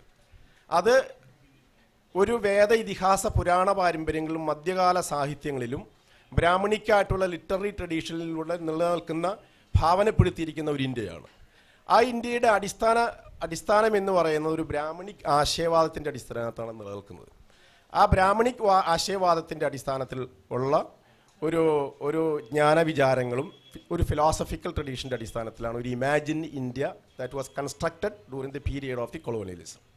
അങ്ങനെ ഇൻഡോളജിക്കലായി നിർമ്മിച്ചെടുത്ത ഈ ഇന്ത്യയെ ഒരു ഇന്റേണൽ സിവിലൈസേഷണൽ ക്രിട്ടീക്കിലൂടെയാണ് അംബേദ്കർ പ്രശ്നവൽക്കരിക്കാൻ ശ്രമിക്കുന്നത്. ഇന്റേണൽ സിവിലൈസേഷണൽ ക്രിട്ടീക്കാണ്. ആ ക്രിട്ടിക്കിന് ആവശ്യമായിട്ടുള്ള വിശകലന സംവർഗങ്ങളെ നിർമ്മിച്ചുകൊണ്ടാണ് യഥാർത്ഥത്തിൽ അംബേദ്കർ നിർവഹിക്കുന്നത്. അതിനുള്ള 2-3 പ്രധാനപ്പെട്ട സങ്കല്പമാണ്. ഒന്ന്, ഗ്രേഡഡ് ഇനേക്വാളിറ്റി എന്ന് പറയുന്ന ഒരു സങ്കല്പം. ഇന്ത്യയിൽ ഗ്രേഡഡ് ഇനേക്വാളിറ്റി എന്ന് പറയുന്ന ഒരു ജ്ഞാനശാസ്ത്രപരമായിട്ടുള്ള ഒരു വിശകലന സമ്പർക്കം ആദ്യമായി ഇന്ത്യക്ക് പരിചയപ്പെടുത്തുന്നത് അംബേദ്കറിൻ്റെ പ്രധാനപ്പെട്ട ഒരു സംഭവമാണ്. അതായത് ഇവിടെ നിൽക്കുന്ന ഹെറാർക്കിക്കലായിട്ടുള്ള മേൽക്കീഴ് ബന്ധങ്ങളെ കേവലം ഒരു മേൽക്കീഴ് ബന്ധമല്ലെന്നും അത് വിപുലമായിട്ടുള്ള ഒരു സാംസ്കാരിക ക്രമത്തിൻ്റെയും അതിനനുസൃതമായിട്ടുള്ള ഒരു ഭൗതിക സാമൂഹ്യ ബന്ധത്തിൻ്റെ അടിസ്ഥാനമായി ഉണ്ടായിരിക്കുന്നതാണെന്നും അതിന് മനസ്സിലാക്കണമെങ്കിൽ കൺസെപ്ച്വലായിട്ടുള്ള ഒരു വിശകലനമായിട്ടുള്ള ഒരു സമ്പർക്കം കൊണ്ട് മാത്രമേ സാധ്യമാകൂ എന്നുള്ളതാണ് അംബേദ്കർ ഈ ഗ്രേഡഡ് ഇനേക്വാളിറ്റി എന്ന് പറയുന്ന സങ്കല്പം കൊണ്ട് നിർമ്മിക്കപ്പെട്ടിരിക്കുന്നത്. അപ്പം സമൂഹം സാമൂഹ്യമായി, രാഷ്ട്രീയമായി, സാംസ്കാരികമായി ഒട്ടനവധി വിധാനങ്ങളിൽ നിലനിൽക്കുകയും ഈ വിധാനക്രമത്തെ മേലും കീഴുമായി വിന്യസിക്കുന്ന ഒരു സാംസ്കാരിക ക്രമവും അതിനെ നീതീകരിക്കുന്ന, അതിനെ ന്യായീകരിക്കുന്ന ബ്രാഹ്മണ്യ ആശയവാദത്തിൻ്റെ അടിസ്ഥാനത്തിലുള്ള ഫിലോസഫിക്കൽ ട്രഡീഷനും അതുപോലെ ധർമ്മശാസ്ത്ര സങ്കല്പങ്ങളും മറ്റ് സാഹിത്യവും ഭാവനാത്മകവുമായിട്ടുള്ള മറ്റ് രൂപങ്ങളിലൂടെയാണ് ഇത് ഒരു വ്യവസ്ഥാക്രമമായി നിലനിൽക്കുന്നതും സാധൂകരിക്കപ്പെട്ടിരിക്കുന്നതെന്നും അതിനെ മനസ്സിലാക്കുവാനും മറികടക്കുവാനും വേണ്ടി ഒരു കൺസെപ്ച്വൽ അപ്പാരറ്റസ് തന്നെ, ഒരു എമാൻസിപ്പേറ്ററി കൺസെപ്ച്വൽ കാറ്റഗറി കൊണ്ട് മാത്രമേ സാധ്യമാകൂ എന്നുകൊണ്ടാണ് ഗ്രേഡഡ് ഇനേക്വാളിറ്റി, തരംതിരിവ് അസമത്വം എന്ന് പറയുന്ന സങ്കല്പം ഉണ്ടാകുന്നത്. ഈ തരംതിരിവ് അസമത്തെക്കുറിച്ചുള്ള സങ്കല്പം അദ്ദേഹം നിരൂപിക്കുന്നത് തന്നെ അടിസ്ഥാനപരമായി ഈ വ്യവസ്ഥാക്രമം പുറന്തള്ളിയ മനുഷ്യരുടെ പക്ഷത്ത് നിന്നുകൊണ്ട് മൊത്തം സമൂഹത്തെ വിശദീകരിക്കാൻ വേണ്ടിയാണ്. അതുകൊണ്ട് അദ്ദേഹം എങ്ങനെയാണ് പ്രധാനപ്പെട്ട സാമൂഹ്യ പുറന്തള്ളൽ രൂപങ്ങൾ ഇന്ത്യയുടെ പ്രാചീന കാലഘട്ടം മുതൽ ഉണ്ടായി വന്നതെന്നും എങ്ങനെയാണ് ആ സാമൂഹ്യ പുറന്തള്ളൽ രൂപങ്ങളുടെ കേന്ദ്രത്തിലേക്ക് ത്രൈവർണികർ എന്ന് പറയുന്ന ഒരു സാമൂഹ്യ വർഗം എങ്ങനെ രൂപപ്പെട്ടു എന്നാണ് വിശദീകരിക്കാൻ ശ്രമിക്കുന്നത്. അതുകൊണ്ടാണ് അദ്ദേഹത്തിൻ്റെ അൺടച്ചബിൾസ് എന്ന് പറയുന്ന പുസ്തകവും അതുപോലെ ഹൂ വെയർ ദി ശൂദ്രാസ് എന്ന് പറയുന്ന 2 പുസ്തകത്തിലും വിശദീകരിക്കാൻ ശ്രമിക്കുന്ന സങ്കല്പം അതാണ്. എങ്ങനെയാണ് ആര്യന്മാർ എന്ന് പറയുന്ന ഈ സാമൂഹ്യ ഗോത്ര സമൂഹങ്ങളുടെ ഉള്ളിൽ വർണ്ണത്തിൻ്റെ അടിസ്ഥാനമായി സാമൂഹ്യ ഭാവനകൾ നിർമ്മിച്ചുകൊണ്ട് വർണ്ണ സമൂഹത്തിനുള്ളിൽ തന്നെ സാമൂഹ്യ പുറന്തള്ളൽ ശൂദ്രന്മാരായി എങ്ങനെ പുറന്തള്ളപ്പെടുന്നു എന്നുള്ളതാണ്. ആര്യവർണ്ണങ്ങളുടെ ഇടയിൽ തന്നെ ശൂദ്രൻ എന്ന് പറയുന്ന ഒരു കാറ്റഗറി എങ്ങനെ ഉണ്ടായി വരുന്നതെന്നും എന്ന് അദ്ദേഹം വിശദീകരിക്കുന്നു. അത് ക്ഷത്രിയരായിരുന്ന ചില സമൂഹങ്ങൾക്ക്, ആര്യഗോത്രങ്ങളെ അവർക്ക് ഉപനയനം നിഷേധിക്കുക വഴി അവരെ ശൂദ്രരായി മാറ്റുകയും അങ്ങനെ ശൂദ്രവൽക്കരിക്കപ്പെട്ട് അടിത്തട്ട് സമൂഹമാക്കി മാറ്റുന്ന ഒരു പ്രക്രിയ ഈ ബ്രാഹ്മണികമായിട്ടുള്ള ത്രൈവർണിക ഭാവന ലോകത്തിൽ സൃഷ്ടിക്കുന്നു എങ്കിൽ അതിന് പുറത്തുള്ള സമൂഹങ്ങളെ, അനാര്യരും ഗോത്ര സമൂഹങ്ങളും ഇൻഡിജിനസ് എന്ന് വിളിക്കപ്പെടുന്ന സമൂഹങ്ങളെ പുറന്തള്ളിയ രൂപങ്ങളെ വിശദീകരിക്കാൻ വേണ്ടിയാണ് അൺടച്ചബിൾസ് എന്ന് പറയുന്നത്. എങ്ങനെയാണ് അൺടച്ചബിൾസ് ഉണ്ടാകുന്നത് എന്നതാണ്. ഈ പുറന്തള്ളൽ രൂപത്തിൻ്റെ പ്രക്രിയയുടെ ഭാഗമായിട്ടാണ് സാമൂഹ്യമായി ഓസ്ട്രസൈസ് ചെയ്യണം, സാമൂഹ്യമായി പുറത്താക്കപ്പെടുന്ന സമൂഹങ്ങൾ ഉണ്ടാകുന്നത് എങ്ങനെയാണെന്നുള്ളതാണ് വിശദീകരിക്കാനാണ് untouchable, who were the untouchable എന്ന് പറഞ്ഞാൽ ഈ വ്യവസ്ഥാക്രമം ഓബ്ജക്റ്റ് ഓഫ് അൺടച്ച് എന്ന് പറയുന്നത് തൊടാൻ പാടില്ലാത്ത വസ്തുക്കളായി മനുഷ്യരെ പുറന്തള്ളുന്ന ഒരു സാമൂഹ്യ ക്രമം സൃഷ്ടിക്കുക എന്ന് എങ്ങനെയുള്ളതാണ്. അതുകൊണ്ടാണ് അദ്ദേഹം സോഷ്യൽ എക്സ്ക്ലൂഷൻ എന്ന് പറയുന്ന ഒരു കാറ്റഗറിയെ തന്നെ മുന്നോട്ട് വെച്ചുകൊണ്ടാണ് സോഷ്യൽ എക്സ്ക്ലൂഷൻ എന്ന് പറയുന്ന ഒരു കാറ്റഗറി. എങ്ങനെയാണ് ഇന്ത്യയിൽ രണ്ട് തരത്തിലുള്ള സോഷ്യൽ എക്സ്ക്ലൂഷൻ, ഒന്ന് വർണ്ണപാരമ്പര്യത്തിൽപ്പെടുന്ന സമൂഹങ്ങളെ തന്നെ ശൂദ്രരായി പുറന്തള്ളുന്ന ഒരു സോഷ്യൽ എക്സ്ക്ലൂഷൻ്റെ സ്ട്രാറ്റജി ഉണ്ടാവുകയും അതുപോലെ തന്നെ ഈ വർണ്ണപാരമ്പര്യത്തിന് പുറത്തു നിന്നിരുന്ന അവർണർ എന്ന് വിളിക്കപ്പെടുന്ന സമൂഹങ്ങൾ അല്ലെങ്കിൽ ത്രൈവർണികർക്കും പിന്നെ ശൂദ്രർക്കും പുറത്തുള്ള അനാര്യരെന്നും ഇൻഡിജിനസ് പീപ്പിൾ എന്ന് വിളിക്കപ്പെടാവുന്ന സമൂഹങ്ങൾ ഉണ്ടായി വരുമ്പോൾ അത്തരം അയിത്തജാതിക്കാരായി മനുഷ്യരെ നിർവചിക്കുകയും അവരെ ഓബ്ജക്റ്റ് ഓഫ് അൺടച്ച്, തൊടാൻ പാടില്ലാത്ത വസ്തുക്കളായി അയിത്ത ശരീരങ്ങളായി മാറ്റിയെടുക്കുന്ന ക്രമം ഉണ്ടായി വരുന്നത് എങ്ങനെയാകുമ്പോൾ അങ്ങനെ വരുമ്പോൾ ഗ്രേഡഡ് ഇനേക്വാളിറ്റി എന്ന് പറയുന്ന സിസ്റ്റത്തിൽ സാമൂഹികമായി പുറന്തള്ളുന്ന അയിത്ത സമൂഹങ്ങൾ ഉണ്ടായി വരുന്നു എന്നുള്ളതാണ്. ആ അയിത്ത സമൂഹത്തെ ഇന്ത്യയുടെ സംസ്കാരത്തിൻ്റെ അല്ലെങ്കിൽ നാഗരികതയുടെ കേന്ദ്രത്തിലേക്ക് കൊണ്ടുവന്നിട്ടാണ് അംബേദ്കർ ഇന്ത്യൻ സമൂഹത്തെ മൊത്തത്തിൽ വിശകലനം ചെയ്യാൻ ശ്രമിക്കുന്ന ഒരു ജ്ഞാനശാസ്ത്ര സങ്കല്പം രൂപപ്പെടുത്തുന്നതാണ്. അങ്ങനെ വരുമ്പോഴാണ് ഹെയറാർക്കിയെക്കുറിച്ചുള്ള നോഷൻസ് വളരെ കൃത്യമായ രീതിയിൽ അദ്ദേഹം വ്യവച്ഛേദിക്കുകയും ആ ഹെയറാർക്കിയുടെ ഇന്ത്യൻ രൂപം എങ്ങനെയാണ് വർണ്ണജാതി സമൂഹമായി നിലനിൽക്കുന്നത് എന്നുള്ളതാണ്. ആ വർണ്ണജാതി സമൂഹത്തിൽ എങ്ങനെ ജാതിയും പുരുഷാധിപത്യവും തമ്മിലുള്ള ബന്ധമുണ്ടായി വരുന്നത് എങ്ങനെയാണെന്നാണ് അംബേദ്കർ യഥാർത്ഥത്തിൽ അദ്ദേഹത്തിൻ്റെ ആദ്യത്തെ 1916 അദ്ദേഹം സമർപ്പിച്ച പ്രബന്ധത്തിലുള്ള കാസ്റ്റ് ഇൻ ഇന്ത്യ എന്നും 1936 പിന്നീട് അദ്ദേഹം അനിഹിലേഷൻ ഓഫ് കാസ്റ്റിലേക്ക് എത്തുമ്പോൾ വിശദീകരിക്കാൻ ശ്രമിക്കുന്നു ഈ രണ്ട് പുസ്തകത്തിലാണ്. അതായത് ഈ ബ്രാഹ്മണ പുരുഷാധിപത്യം, ബ്രാഹ്മണിക്കൽ പീട്രിയാർക്കി എന്ന് പിന്നീട് വിളിക്കപ്പെട്ട അല്ലെങ്കിൽ ഉമാചക്രവർത്തിയെ പോലെയുള്ള ഇന്ത്യയിലെ ഫെമിനിസ്റ്റ് ഹിസ്റ്റോറിയൻസ്മാർ രൂപപ്പെടുത്തിയ സങ്കല്പത്തിൻ്റെ അടിസ്ഥാനപരമായി അങ്ങനെ ഒരു വിശകലനത്തെ സാധ്യമാക്കുന്ന രീതിയിലുള്ള സമ്പർക്കത്തെയും അതിനെ മനസ്സിലാക്കുന്ന രീതിയും ഉണ്ടാക്കിയത് അംബേദ്കറാണ്. അതിൻ്റെ കാരണം ഈ ത്രൈവർണിക വിഭാഗങ്ങൾ എന്ന് പറയുന്ന ഗോത്ര സമൂഹങ്ങൾ ആയിരുന്ന ഒരു ഘട്ടത്തിൽ ഈ ഗോത്ര സമൂഹങ്ങളുടെ പ്യൂരിറ്റിയെ നിലനിർത്തണമെങ്കിൽ, ഗോത്ര സമൂഹങ്ങളുടെ ആൺകോയ്മയുടെ പ്യൂരിറ്റിയെ നിലനിർത്തണമെങ്കിൽ ഈ വർണ്ണ സമൂഹങ്ങൾക്കുള്ളിൽ തന്നെയുള്ള സ്ത്രീകളെ അവരുടെ സെക്ഷ്വാലിറ്റിയെ, ലൈംഗികതയെയും പ്രജനനത്തെയും നിയന്ത്രിക്കുന്നതിനുള്ള വിവാഹക്രമങ്ങൾ സൃഷ്ടിക്കേണ്ടി വരുന്നു. അങ്ങനെയുള്ള വിവാഹക്രമത്തെ സൃഷ്ടിക്കുമ്പോഴാണ് എൻഡോഗമി ഉണ്ടായി വരുന്നത്. അത് ബ്രാഹ്മണരും പിന്നീട് ത്രൈവർണികരായിട്ടുള്ള സമൂഹങ്ങളിലാണ് എൻഡോഗമി ഉണ്ടായതെന്നും അത് ഒരു സ്ത്രീവിരുദ്ധമായിട്ടുള്ള ഒരു പുരുഷാധിപത്യ ക്രമമായി, ബ്രാഹ്മണ പുരുഷാധിപത്യമായി ക്രമമായി വളർന്നു വരികയും ആ വളർച്ചയുടെ ഭാഗത്തോടു കൂടി തന്നെയാണ് സാമൂഹികമായി പുറന്തള്ളപ്പെട്ട സമൂഹങ്ങളായി ശൂദ്രരും അയിത്തജാതിക്കാരുമായിട്ടുള്ള സമൂഹങ്ങൾ ഉണ്ടായി വരുന്നത്. എന്ന് പറഞ്ഞാൽ ഇന്ത്യയിൽ ഭൂരിപക്ഷം വർണ്ണ സമൂഹത്തിനുള്ളിലുള്ള സ്ത്രീകളെ, ബ്രാഹ്മണ സ്ത്രീകളെയും ത്രൈവർണിക സ്ത്രീകളെയും ഉള്ള സ്ത്രീ സമൂഹങ്ങളുടെ ലൈംഗികതയും പ്രജനനത്തെയും പിന്നെ എൻഡോഗമി എന്ന് പറയുന്ന സഗോത്ര വിവാഹമെന്നോ അല്ലെങ്കിൽ നമ്മൾ അങ്ങനെയുള്ള വിവാഹ രൂപങ്ങളിലൂടെ നിയന്ത്രിച്ചുകൊണ്ട് അവരുടെ പ്രജനനത്തിൻ്റെ മേൽ സാമൂഹ്യ നിയന്ത്രണങ്ങൾ ഏർപ്പെടുത്തിക്കൊണ്ടാണ് പേട്രിയാർക്കി ഉണ്ടായി വരുന്നത്. അപ്പോൾ പേട്രിയാർക്കിയും ജാതിയും തമ്മിലുള്ള അടിസ്ഥാനപര ബന്ധത്തെ സാധൂകരിക്കുന്നതിന് ആവശ്യമായിട്ടുള്ള പ്രത്യയശാസ്ത്രത്തെ നിർമ്മിച്ചുകൊണ്ടാണ് യഥാർത്ഥത്തിൽ ഇന്ത്യയിൽ ഹെയറാർക്കി ഉണ്ടായി വരുന്നുള്ളതാണ്. ഹെയറാർക്കി ഉണ്ടായി വരുന്നു എന്നുള്ളതാണ് അംബേദ്കറിൻ്റെ ഏറ്റവും പ്രധാനപ്പെട്ട സങ്കല്പം എന്നുള്ളതാണ്. എന്ന് പറഞ്ഞാൽ ജാതി വിരുദ്ധമായിട്ടുള്ള ഒരു നിലപാടെടുക്കണമെങ്കിൽ പുരുഷാധിപത്യത്തിനെതിരായിട്ടുള്ള ബ്രാഹ്മണിക് പെട്രിയാർക്കിക്കെതിരായിട്ടുള്ള നിലപാടെടുത്തുകൊണ്ട് മാത്രമേ ജാതി വിരുദ്ധമായിട്ടുള്ള ഒരു നിലപാടിലേക്ക് എത്താൻ ചേരാവൂ. അതുകൊണ്ട് there is no patriarchy without caste, there is no caste without patriarchy. അതാണ് അംബേദ്കറിൻ്റെ ഏറ്റവും പ്രധാനപ്പെട്ടുള്ള ഒരു രീതിശാസ്ത്രപരമായിട്ടുള്ള കൺസെപ്ച്വലായിട്ടുള്ള ഏറ്റവും ഇന്ത്യൻ സമൂഹത്തെക്കുറിച്ച് പഠിക്കുവാൻ അംബേദ്കർ നിർമ്മിച്ചെടുത്തുള്ള ഏറ്റവും പ്രധാനപ്പെട്ട ഒരു സങ്കല്പമാണിതെന്ന്. ഇതിനെ മുന്നോട്ട് കൊണ്ടുപോകാൻ ഇന്ത്യയിലെ സാമൂഹ്യശാസ്ത്രജ്ഞന്മാർക്ക് വേണ്ടത്ര ഇതിൽ കഴിഞ്ഞില്ല എന്നുള്ളതാണ് യഥാർത്ഥത്തിൽ what is radical in Ambedkar. What is radical in Ambedkar has not been taken into account by the Indian sociologists and largely Indian social science practitioners. ആണ് ഒരു പ്രധാനപ്പെട്ട ഒരു കാര്യമെന്നുള്ളത്. അങ്ങനെ വരുമ്പോൾ അങ്ങനെയുള്ള ഒരു സമൂഹത്തിൽ, അതായത് ഈ ജെൻഡർ ഹെറാർക്കിയുടെയും ഈ കാസ്റ്റ് ഹെറാർക്കിയുടെയും ബന്ധത്തിൽ നിൽക്കുന്ന ഈ മൊത്തത്തിൽ ഗ്രേഡഡ് ഇനേക്വാളിറ്റി ആയ സമൂഹത്തിൽ എങ്ങനെയാണ് നീതിയുടെ വിന്യാസം സാധ്യമാക്കുക എന്നുള്ളതാണ്. എങ്ങനെ ഒരു സമൂഹത്തെ നീതിയുടെ സാമൂഹ്യവൽക്കരണത്തിലേക്ക്, സോഷ്യലൈസേഷൻ ഓഫ് ജസ്റ്റിസ്. അങ്ങനെ വരുമ്പോഴാണ് ഇന്ത്യക്ക് മനുഷ്യൻ എന്ന് പറയുന്ന ഒരു സങ്കല്പമുണ്ടോ എന്നുള്ളതാണ് അംബേദ്കറിന്റെ അടുത്ത പ്രധാന ചോദ്യം. ഇന്ത്യൻ കൾച്ചറിന് ഈ ഭാവനാത്മകമായി ബ്രാഹ്മണിക്കലായ ഒരു സോഷ്യൽ ഓർഡറിൽ നിർമ്മിച്ചപ്പെട്ടിരിക്കുന്ന ഇന്ത്യക്ക് ഒരു മനുഷ്യ സങ്കല്പമുണ്ടോ എന്നുള്ളതാണ്. ഇന്ത്യയിലെ ബ്രാഹ്മണിക് സോഷ്യൽ ഓർഡറിന് ത്രൈവർണികർ എന്ന് പറയുന്ന ഒരു മനുഷ്യ സങ്കല്പം മാത്രമേ ഉള്ളൂ. അതിന് പൊതുവായി ഒരു മനുഷ്യ സങ്കല്പമില്ല. എന്ന് പറഞ്ഞാൽ ഈ ഹെറാർക്കിക്കലായിട്ടുള്ള ഈ ഗ്രേഡഡ് ഇനെ തരംതിരിച്ച അസമത്വം നിലനിൽക്കുന്നത് അടിസ്ഥാനപരമായി ഒരു ഗ്രേഡഡ് ഓണ്ടോളജിയിലാണ്. ഗ്രേഡഡ് ഓണ്ടോളജി എന്ന് പറഞ്ഞാൽ മനുഷ്യന്റെ ഭവത്വം നിലനിൽക്കുന്നത് തുല്യമായിട്ടുള്ളൊരു ഭവത്വത്തിലല്ല, തുല്യ മനുഷ്യരല്ല. സാമൂഹ്യ വിധാനങ്ങളിൽ, സാംസ്കാരിക വിധാനങ്ങളിൽ, ജെൻഡറായിട്ടുള്ള ഹെറാർക്കിക്കലായ വിധാനങ്ങളിൽ, ജാതിയുടെ വിധാനങ്ങളിൽ, വർണ്ണത്തിന്റെ വിധാനങ്ങളിൽ ഒരു തുല്യ മനുഷ്യനെ ഭാവന ചെയ്യുവാനുള്ള ഒരു ഇന്റലക്ച്വൽ കൾച്ചർ, ഒരു ഫിലോസഫിക്കൽ ട്രഡീഷൻ ഇന്ത്യക്ക് ഇല്ല എന്നുള്ളൂ. ബ്രാഹ്മണിക് ഇന്ത്യക്ക് ഇല്ല എന്നുള്ളൂ. ബ്രാഹ്മണിക് ഇന്ത്യക്കില്ല. അതില്ല എന്ന് പറയുന്നത് കേവലം ഇല്ല എന്ന് സമർത്ഥിക്കുകയല്ല ചെയ്യുന്നത്, മറിച്ച് അത് ഗ്രേഡഡ് ഇനേക്വാളിറ്റി ആയതുകൊണ്ടാണ് ഇല്ലാതെ പോയത്. അപ്പൊ ഗ്രേഡഡ് ഇനേക്വാളിറ്റി നിലനിൽക്കുന്ന ഒരു സമൂഹത്തിൽ ഒരു പൊതു മനുഷ്യൻ എന്ന് പറയുന്ന ഒരു മനുഷ്യനെ ഭാവനപ്പെടുത്താൻ കഴിയില്ല. There is no ontological equality in Brahmanical intellectual culture. Brahmanical intellectual culture ഒരു ഓണ്ടോളജിക്കൽ ഇക്വാളിറ്റി ഇല്ല.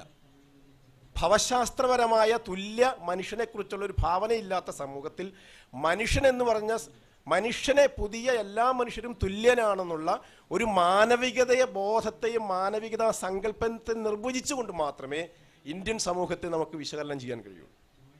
അതുകൊണ്ടാണ് അദ്ദേഹം ബൗദ്ധ അങ്ങനെ ഒരു ട്രഡീഷൻ ഇന്ത്യയിൽ ഉണ്ടോ എന്നാണ് അംബേദ്കർ അന്വേഷിക്കുന്നത്.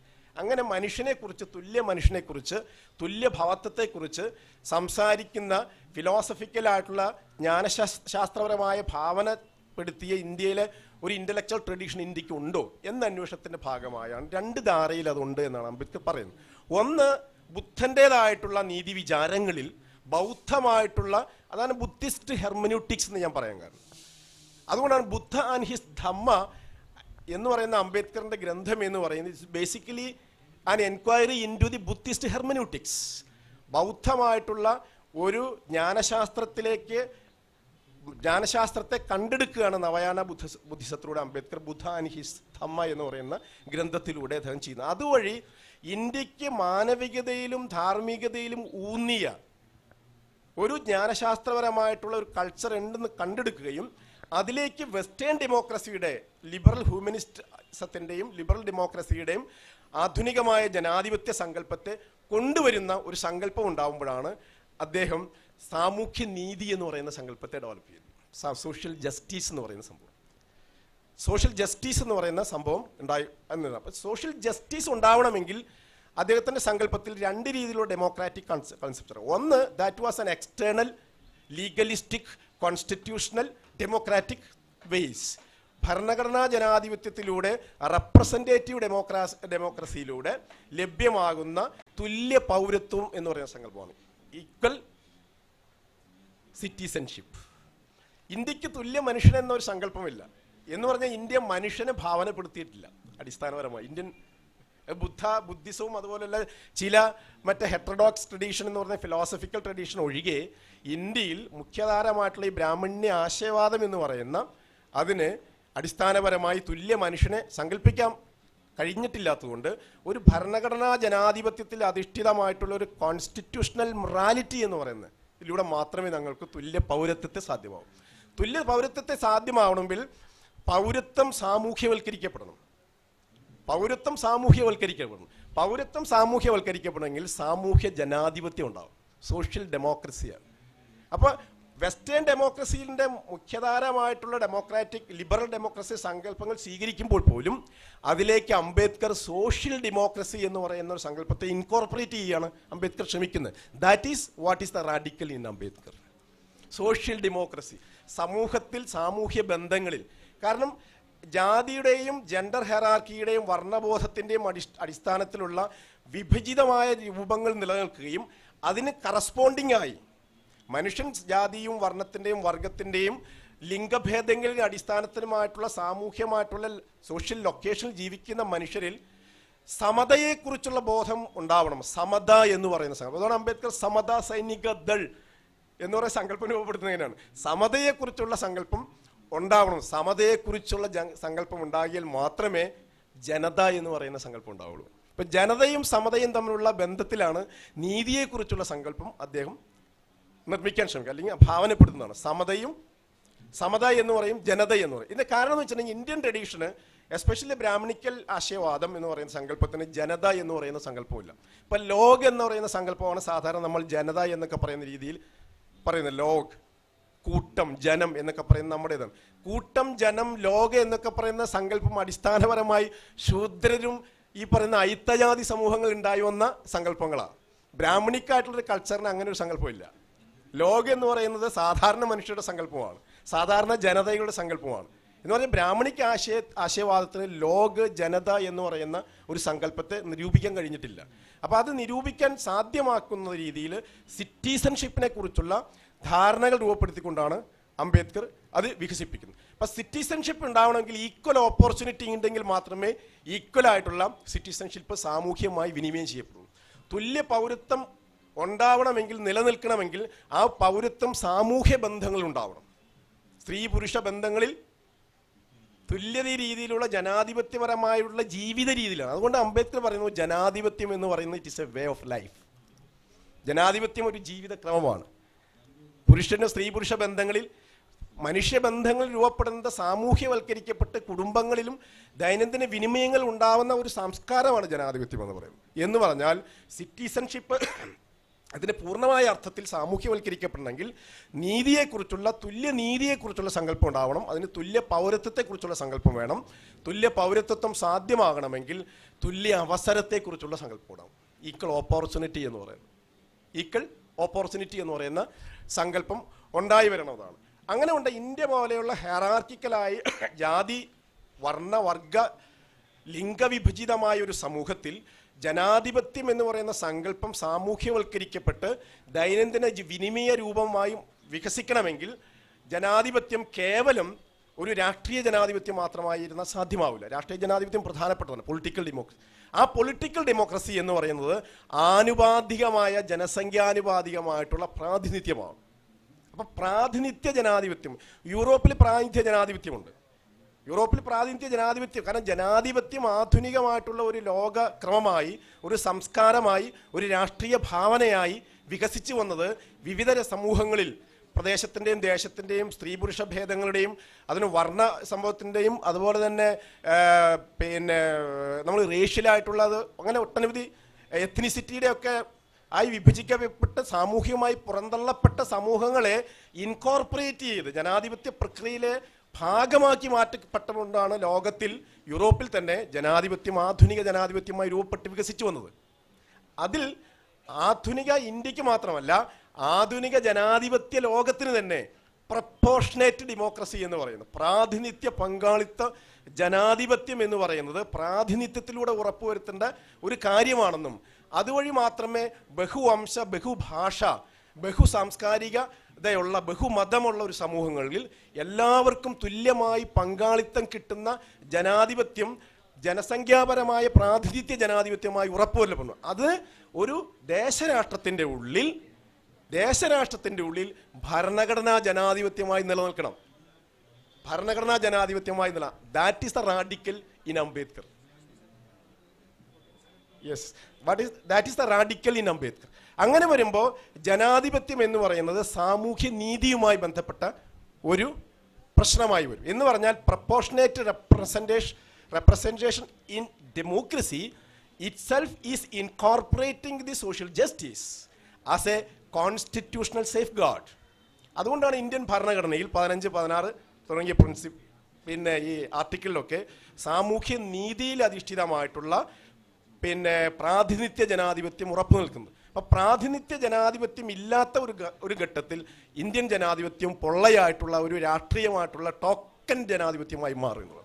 അപ്പം നമ്മൾ റാഡിക്കൽ എന്ന് പറയുന്ന അംബേദ്കറിൻ്റെ സങ്കല്പത്തെ ഇപ്പോൾ ചർച്ച ചെയ്യുന്നത് രണ്ട് പ്രധാനപ്പെട്ട കാര്യത്തിലാണെന്നാണ് ഞാൻ മനസ്സിലാക്കുന്നത് ഇന്നത്തെ സവിശേഷമായ പശ്ചാത്തലത്തിൽ. ഒന്ന്, അവസാനത്തെ കോൺസ്റ്റിറ്റ്യൂഷൻ്റെ അസംബ്ലി ഡിബേറ്റിൽ അവസാനത്തെ പിന്നെ ആ സെഷനിൽ ഒന്നിൽ അംബേദ്കർ, എല്ലാവർക്കും അറിയാവുന്ന കാര്യമാണ്, പക്ഷെ ഞാൻ എൻ്റെ ഈ ആർഗ്യുമെൻ്റ് പറയാൻ വേണ്ടി പറയുകയാണ്. അംബേദ്കർ പറഞ്ഞത് we are actually entering into a new world or new era in the case of the making of the constitutional democracy. നമ്മൾ പുതിയ ഒരു ഭരണഘടനാ ജനാധിപത്യത്തിലേക്ക് നമ്മൾ പിറവിയിരിക്കുകയാണ്. What is actually we are confronting, according to Ambedkar, there is a conflict between two moralities. One is the constitutional morality. which is envisioned in the Constitution. On the other hand, what we are facing or confronting an age-old Brahminical values, an age-old caste discrimination values, an age-old patriarchal values as social morality.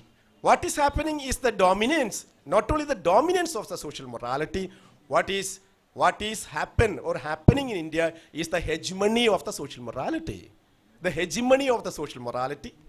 നമ്മൾ നൂറ്റാണ്ടുകളായി ഇവിടെ നിലനിൽക്കുന്ന ലിംഗഭേദങ്ങളുടെയും ബ്രാഹ്മണ പുരുഷാധിപത്യത്തിൻ്റെയും ജാതിവരേണ്യതയുടെയും ശുദ്ധിവരേണ്യതയുടെയും അടിസ്ഥാനത്തിലുള്ള സാമൂഹ്യ വിവേചന രൂപങ്ങളെ ഒരു വ്യവസ്ഥാക്രമവും ഒരു സംസ്കാരവുമായി നിലനിർത്തുന്ന സാമൂഹ്യ മൂല്യങ്ങളുടെ, ബ്രാഹ്മണികവും ജാതീയവുമായ ഒരു സാമൂഹ്യ മൂല്യങ്ങളുടെ ഒരു സോഷ്യൽ മൊറാലിറ്റിയുടെ ഒരു ഹെജിമണിയിലാണ് ഇന്ത്യ.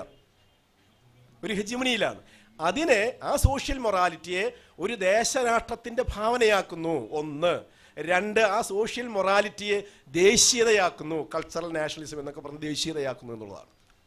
അങ്ങനെ രീതിയിലുമ്പോൾ ഈ സോഷ്യൽ മൊറാലിറ്റിയുടെ മുകളിൽ കോൺസ്റ്റിറ്റ്യൂഷണൽ മൊറാലിറ്റിയെ സ്ഥാപിച്ചുറപ്പിച്ചുകൊണ്ട് മാത്രമേ ഇന്ത്യക്ക് ജനാധിപത്യപരമായി മുന്നോട്ട് പോകാൻ കഴിയുള്ളൂ. അങ്ങനെ കഴിയണമെങ്കിൽ പ്രാതിനിധ്യ പങ്കാളിത്തത്തിൽ അധിഷ്ഠിതമായ സാമൂഹ്യ നീതിയുടെ രാഷ്ട്രീയത്തെ ജനാധിപത്യവൽക്കരിച്ചുകൊണ്ട് മാത്രമേ ഇന്ത്യക്ക് മുന്നോട്ട് പോകാൻ കഴിയുള്ളൂ. That is radical in Ambedkar. Thank you very much. Thank you sir. ഇനി നമുക്ക് ഓഡിയൻസിൻ്റെ ഭാഗത്തു നിന്നും ചോദ്യങ്ങൾ പ്രതീക്ഷിക്കുന്നു. നമുക്ക് സമയപരിമിതി യഥാർത്ഥത്തിൽ വളരെയധികം ഉണ്ടെങ്കിലും ഓക്കെ, ഇത് ഈ 10 കഴിഞ്ഞു.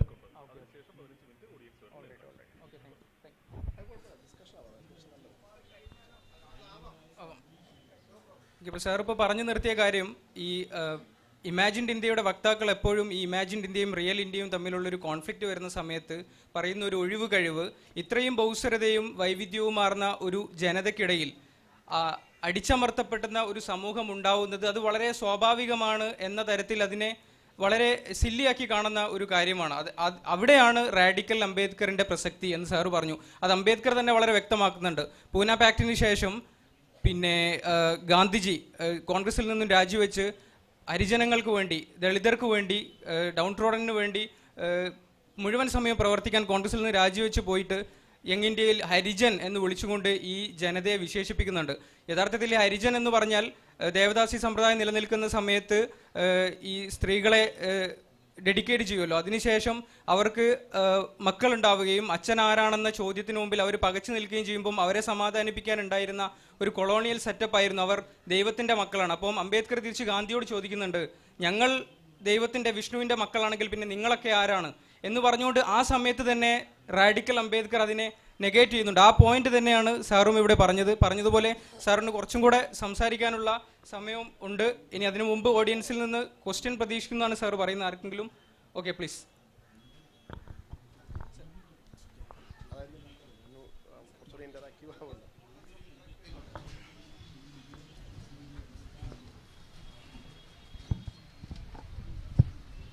സാർ, ഈ മേക്കേഴ്സ് ഓഫ് മോഡേൺ ഇന്ത്യയിൽ തന്നെ ഗാന്ധിജിയെ കുറിച്ചുള്ള പ്രസംഗത്തിൽ രാമചന്ദ്ര ഗുഹ പറയുകയുണ്ടായി, ഗാന്ധി ഗോഡ്സയിൽ നമുക്കൊരു ചോയ്സ് എന്താണെങ്കിലും നടത്തണം, പക്ഷേ അംബേദ്കർ ഗാന്ധി ആണെങ്കിൽ അങ്ങനെ ഒരു ചോയ്സ് 100% ഒരു ചോയ്സ് നടത്തി മുന്നോട്ട് പോകേണ്ട ആവശ്യം വരില്ല എന്ന്. പക്ഷെ ഇവിടെ കോൺസ്റ്റിറ്റ്യൂഷണൽ മൊറാലിറ്റിയും കമ്മ്യൂണൽ അവാർഡിൻ്റെയൊക്കെ കാര്യത്തിലേക്ക് എത്തുമ്പം ഒരു റാഡിക്കലായ അംബേദ്കറിനെ നമ്മൾ മുമ്പോട്ട് വെക്കുകയാണെങ്കിൽ ഗാന്ധിനെയും അംബേദ്കറിനെയും കൊണ്ടുകൊണ്ട് നമുക്ക് മുമ്പോട്ട് പോകാൻ സാധിക്കുമോ? ഞാൻ സാധാരണ ഈ ബിക്കോസ് ഞാനൊരു ചരിത്രം സാമൂഹ്യശാസ്ത്രം കൈകാര്യം ചെയ്യുന്ന ഒരാളാണ്. നമ്മൾ ഈ ആധുനിക ഇന്ത്യ എന്ന് പറയുന്ന ഒരു ദേശരാഷ്ട്രം ഉണ്ടായി വരുന്ന അതിൻ്റെ പ്രക്രിയയിൽ, ദേശീയ സമരത്തിൻ്റെ ഒക്കെ പ്രക്രിയയിൽ എങ്ങനെയാണ് അംബേദ്കർ ഇടപെടുന്നത് എങ്ങനെയാണ് എന്നതിൻ്റെ പ്രധാനപ്പെട്ട കാര്യത്തിന് അനിഹിലേഷൻ ഓഫ് കാസ്റ്റ് എന്ന് പറയുന്ന ഒരു പുസ്തകമാണ്. സാധാരണ രീതിയിൽ ജാതിയെ അനിഹിലേറ്റ് ചെയ്യുന്ന അല്ലെങ്കിൽ ജാതിയെ ഉന്മൂലനം ചെയ്യുന്ന ഒരു മാനിഫെസ്റ്റോ എന്ന രീതിയിലാണ് കൂടുതൽ വായിക്കപ്പെട്ടിരിക്കുന്നത്. But there are different reading for annihilation of caste.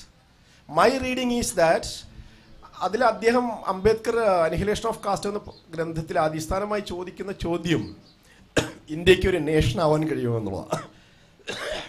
Whether India can be a nation. And Indians can be a national people. ഇന്ത്യക്കാർക്ക് ഒരു ദേശീയ ജനതയാവാൻ കഴിയുമോ എന്നുള്ളതാണ് പ്രധാനപ്പെട്ട ചോദ്യം. 1930s ഇന്ത്യൻ ദേശീയ പ്രസ്ഥാനത്തിൻ്റെ, പ്രത്യേകിച്ച് ഗാന്ധിയൻ ദേശീയ പ്രസ്ഥാനവുമായിട്ടുള്ള വളരെ റാഡിക്കലായിട്ടുള്ള ഒരു എൻഗേജ്മെൻറ്റിൽ അംബേദ്കർ ഗാന്ധി മുന്നോട്ട് വെച്ച, അല്ലെങ്കിൽ ഗാന്ധിയൻ ദേശീയത മുന്നോട്ട് വെച്ച ഒരു accommodative incorporative nationalism it was definitely plural, but there is also some problems. ആ ഘട്ടത്തിലാണ് ഇന്ത്യക്കാർക്കൊരു ദേശീയ ജനതയാവാൻ കഴിയുമോ? Can Indian people be a national people or national community? ഒരു ദേശീയ ജനതയാവാൻ കഴിയുമോ? ഇന്ത്യക്ക് ഒരു ദേശരാഷ്ട്രമാവാൻ കഴിയും, ദേശീയതയാവാൻ കഴിയുമോ, ദേശമാവാൻ കഴിയുമോ? ഒന്ന്, ആഭ്യന്തരമായി ഞാൻ ആദ്യം സൂചിപ്പിച്ച ഹെറാർക്കിയിൽ നിലനിൽക്കുന്ന ഒരു സമൂഹത്തിന്, വർണ്ണത്തിൻ്റെയും ജാതിയുടെയും ഈ മേൽക്കീഴ് ബന്ധങ്ങളുടെ, അംബേദ്കർ തന്നെ പറഞ്ഞ ഗ്രേഡഡ് ഇനേക്വാളിറ്റിയുടെ അടിസ്ഥാനത്തിൽ നിൽക്കുന്ന, വിഭജിതമായി നിൽക്കുന്ന ഒരു സമൂഹത്തിന് ഒരു ദേശീയ ജനതയാവാൻ കഴിയുമോ എന്നുള്ള പ്രശ്നം. ദേശീയ ജനതയാവണമെങ്കിൽ ജാതിയെ, അസ്പൃശ്യതയെ, ജാതി വിവേചന രൂപങ്ങൾ നിലനിൽക്കുന്ന ഒരു പൊളിറ്റിക്കൽ ഇക്കോണമിയെ അഭിമുഖീകരിച്ചുകൊണ്ട് മാത്രമേ നിങ്ങൾക്കൊരു ദേശീയ ജനതയാവാൻ കഴിയുള്ളൂ. അതാണ് അംബേദ്കർ അനിഹിലേഷൻ ഓഫ് കാസ്റ്റിൽ എന്തുകൊണ്ട് ഇന്ത്യക്കാർക്ക് ഒരു ദേശീയ ജനതയാവാൻ കഴിയില്ല, ഏതൊക്കെ രൂപങ്ങളിലാണ് കാസ്റ്റ് എന്ന് പറയുന്നത്, പീട്രിയാർക്കി എന്ന് പറയുന്നത് ഒരു ദേശീയ ജനതയുടെ രൂപീകരണത്തെ തടയുന്നത് എങ്ങനെയാണ്, ആഭ്യന്തരമായി തടയുന്നതാണ്. അപ്പൊ ആഭ്യന്തരമായി തങ്ങളിലൂടെ വിഭജിത രൂപങ്ങളെയും ഹെറാർക്കിക്കലായിട്ടുള്ള സാമൂഹ്യ വിനിമയ രൂപങ്ങളെയും ചൂഷണ രൂപങ്ങളെയും അഭിമുഖീകരിച്ചുകൊണ്ട് മാത്രമേ ഇന്ത്യക്കാർക്കൊരു ദേശീയ ജനതയാവാൻ കഴിയുകയുള്ളൂ. അങ്ങനെ കഴിയാത്തതുകൊണ്ടാണ് അതിന്റെ തടസ്സമായി നിൽക്കുന്ന വിവേചന രൂപങ്ങളെ ഗാന്ധി ഒരു എത്തിക്കൽ മോറൽ പ്രോബ്ലം ആയിട്ടാണ് ഗാന്ധിജി കാണുന്നത്. എത്തിക്കൽ മോറൽ പ്രോബ്ലമാണ് എന്ന് പറഞ്ഞാൽ ഇവിടെ ആത്യന്തികമായി മനുഷ്യർ ഒരു എത്തിക്കൽ മോറൽ കമ്മ്യൂണിറ്റി ആവണം. എത്തിക്കൽ മോറൽ കമ്മ്യൂണിറ്റി എന്ന് പറഞ്ഞാൽ സവർണ ജാതികൾ അല്ലെങ്കിൽ മേൽജാതിക്കാർ, അംബേദ്കർ ജാതി ഹിന്ദുക്കൾ എന്ന് പറയുന്ന ആളുകൾ മനുഷ്യരായിക്കൊണ്ട് മാത്രമേ ഇന്ത്യക്കാർക്ക് ഒരു ദേശീയ ജനതയാവാൻ കഴിയുള്ളൂ. അതാണ് ഗാന്ധിയൻ പൊസിഷൻ. മനസ്സിലായി? അംബേദ്കർ ജാതി ഹിന്ദുക്കൾ എന്ന് പറയുന്ന ആളുകൾ, അയിത്തം പാലിക്കുന്ന ആളുകൾ, നിങ്ങൾ പാപികളായി മാറിയിരിക്കുന്നു, നിങ്ങൾ മനുഷ്യരല്ല, നിങ്ങൾ അപമാനവൽക്കരിക്കപ്പെട്ടിരിക്കുന്നു. ജാതി ഹിന്ദുക്കൾ സ്വയം അവമാനവൽക്കരിക്കപ്പെട്ടിരുന്നു, ഡീഹ്യൂമനൈസ് ചെയ്തിരുന്നു, because of they are practising untouchability. That is the Gandhian position. നിങ്ങൾ ശ്രദ്ധിക്കേണ്ട കാര്യം, ഇന്ത്യയെ അയിത്തത്തെയും ജാതിയെയും ദേശീയമായ ഒരു രാഷ്ട്രീയ പ്രശ്നമായി ഉന്നയിച്ചു എന്നുള്ളതാണ് അംബേദ്കറുടെയും ഗാന്ധിയുടെയും ഏറ്റവും പ്രധാനപ്പെട്ട ഒരു കാര്യം. എന്തൊക്കെ തന്നെ അംബേദ്കറും ഗാന്ധിയും തമ്മിലുള്ള അഭിപ്രായ വ്യത്യാസങ്ങൾ ഉണ്ടെങ്കിൽ പോലും അയിത്തത്തെ ഒരു ദേശീയ പ്രശ്നമായി ഗാന്ധിജിക്ക് ഉന്നയിക്കാൻ കഴിഞ്ഞു എന്നുള്ളതാണ്. സവർണ ഹിന്ദുക്കൾ മനുഷ്യരാവണമെന്ന് അവിടെ മുഖത്ത് നോക്കി ഡിഫറൻ്റ് ആയ ഒരു ഒക്കാബുലറിയിലൂടെ, ഡിഫറെന്റ് ഒക്കാബുലറി, വേറെ ഒരു ദേശീയ രാഷ്ട്രീയത്തിന്റെ വ്യത്യസ്തമായ ഒരു ഭാവനയിലൂടെ സവർണ ഹിന്ദുക്കളോട് മനുഷ്യരാവാൻ പറഞ്ഞു എന്നുള്ളതാണ് ഗാന്ധിയുടെ പ്രസക്തി. മനസ്സിലായോ? അത് നിങ്ങൾ എത്തിക്കൽ മോറലായി മാറണം എന്നുള്ളതാണ് ഗാന്ധിജി പറഞ്ഞത്. നിങ്ങൾ എത്തിക്കലായി മോറലായി മാറും. മറിച്ച് ഇന്ത്യക്ക് ആഭ്യന്തരമായി നിൽക്കുന്ന വിഭജന രൂപങ്ങളെയും ചൂഷണക്രമത്തെയും പരിഹരിച്ചുകൊണ്ട് മാത്രമേ ഇന്ത്യക്ക് ഒരു ദേശീയ ജനതയാവാൻ കഴിയുള്ളൂ എന്ന് അംബേദ്കറും പറഞ്ഞു. അതിൽ തെരഞ്ഞെടുപ്പുകൾ എന്ന് പറയുന്നത് what is radical in both Ambedkar and Gandhi, in especially in the contemporary context. You got the point. അതുകൊണ്ട് പോളിമിക്കലായിട്ട് ഗാന്ധിയും അംബേദ്കറെയും രണ്ട് സ്ഥലത്ത് പ്രതിഷ്ഠിച്ചുകൊണ്ട്, നമ്മൾ ഓപ്പോസിറ്റ് നിർത്തിക്കൊണ്ട് നമുക്ക് ഇന്നത്തെ സമകാലികമായ ഒരു അന്തരീക്ഷത്തിൽ അത് സാധ്യമാണ്, അങ്ങനെ ആവാം. കാരണം പൂന പാക്റ്റിനെ സംബന്ധിച്ചുള്ളത്, അല്ലെങ്കിൽ ഗാന്ധിയുടെ 30s റൗണ്ട് ടേബിൾ കോൺഫറൻസിൽ ഇടപെട്ടുകൊണ്ട് ഗാന്ധി യഥാർത്ഥത്തിൽ ഗാന്ധി തുരങ്കം വെച്ചത് ഈ പ്രാതിനിധ്യ ജനാധിപത്യം തന്നെയാണ്. ഗാന്ധിജി തുരങ്കം വെച്ചത് വേറെ അർത്ഥത്തിൽ ഈ പ്രാതിനിധ്യ പങ്കാളിത്ത ജനാധിപത്യത്തെ സെപ്പറേറ്റ് ഇലക്ടറേറ്റിലൂടെ അംബേദ്കർ വാദിച്ചെടുത്ത് കൊണ്ടുവന്ന് അതിനെ റദ്ദ് ചെയ്യാനുള്ള നിലപാടായിരുന്നു. അത് ഗാന്ധി എന്ന് പറയുന്ന വ്യക്തിയുടെ നിലപാടായിരുന്നില്ല, മറിച്ച് അങ്ങനെ ആയി തോന്നുമ്പോൾ പോലും അത് ദേശീയ പ്രസ്ഥാനത്തിന്റെ നിലപാടായിരുന്നു. അങ്ങനെ സെപ്പറേറ്റ് ഇലക്ടറേറ്റിലൂടെ സ്വന്തമായ രാഷ്ട്രീയ കർത്തൃത്വമുള്ളായിരുന്ന ഒരു ജനതയെ അയിത്തജാതിക്കാർ എന്നതിന് പകരമായി ഹരിജനവൽക്കരിച്ച് ഹിന്ദുവൽക്കരിച്ച് മാറ്റുകയാണ് ഗാന്ധി ചെയ്തത്. മനസ്സിലായോ? That was not a radical, but അയിത്തം ഒരു ദേശീയ പ്രശ്നമാണെന്നും സവർണ ഹിന്ദുക്കൾ അയിത്തം പാലിച്ചുകൊണ്ട് അവർ മനുഷ്യരല്ലാതായിരിക്കുമെന്നും അവർ മനുഷ്യരാവണമെന്ന് ഗാന്ധി പറഞ്ഞു. അത് റാഡിക്കലാണ് ഗാന്ധിയിൽ. Okay, thank U.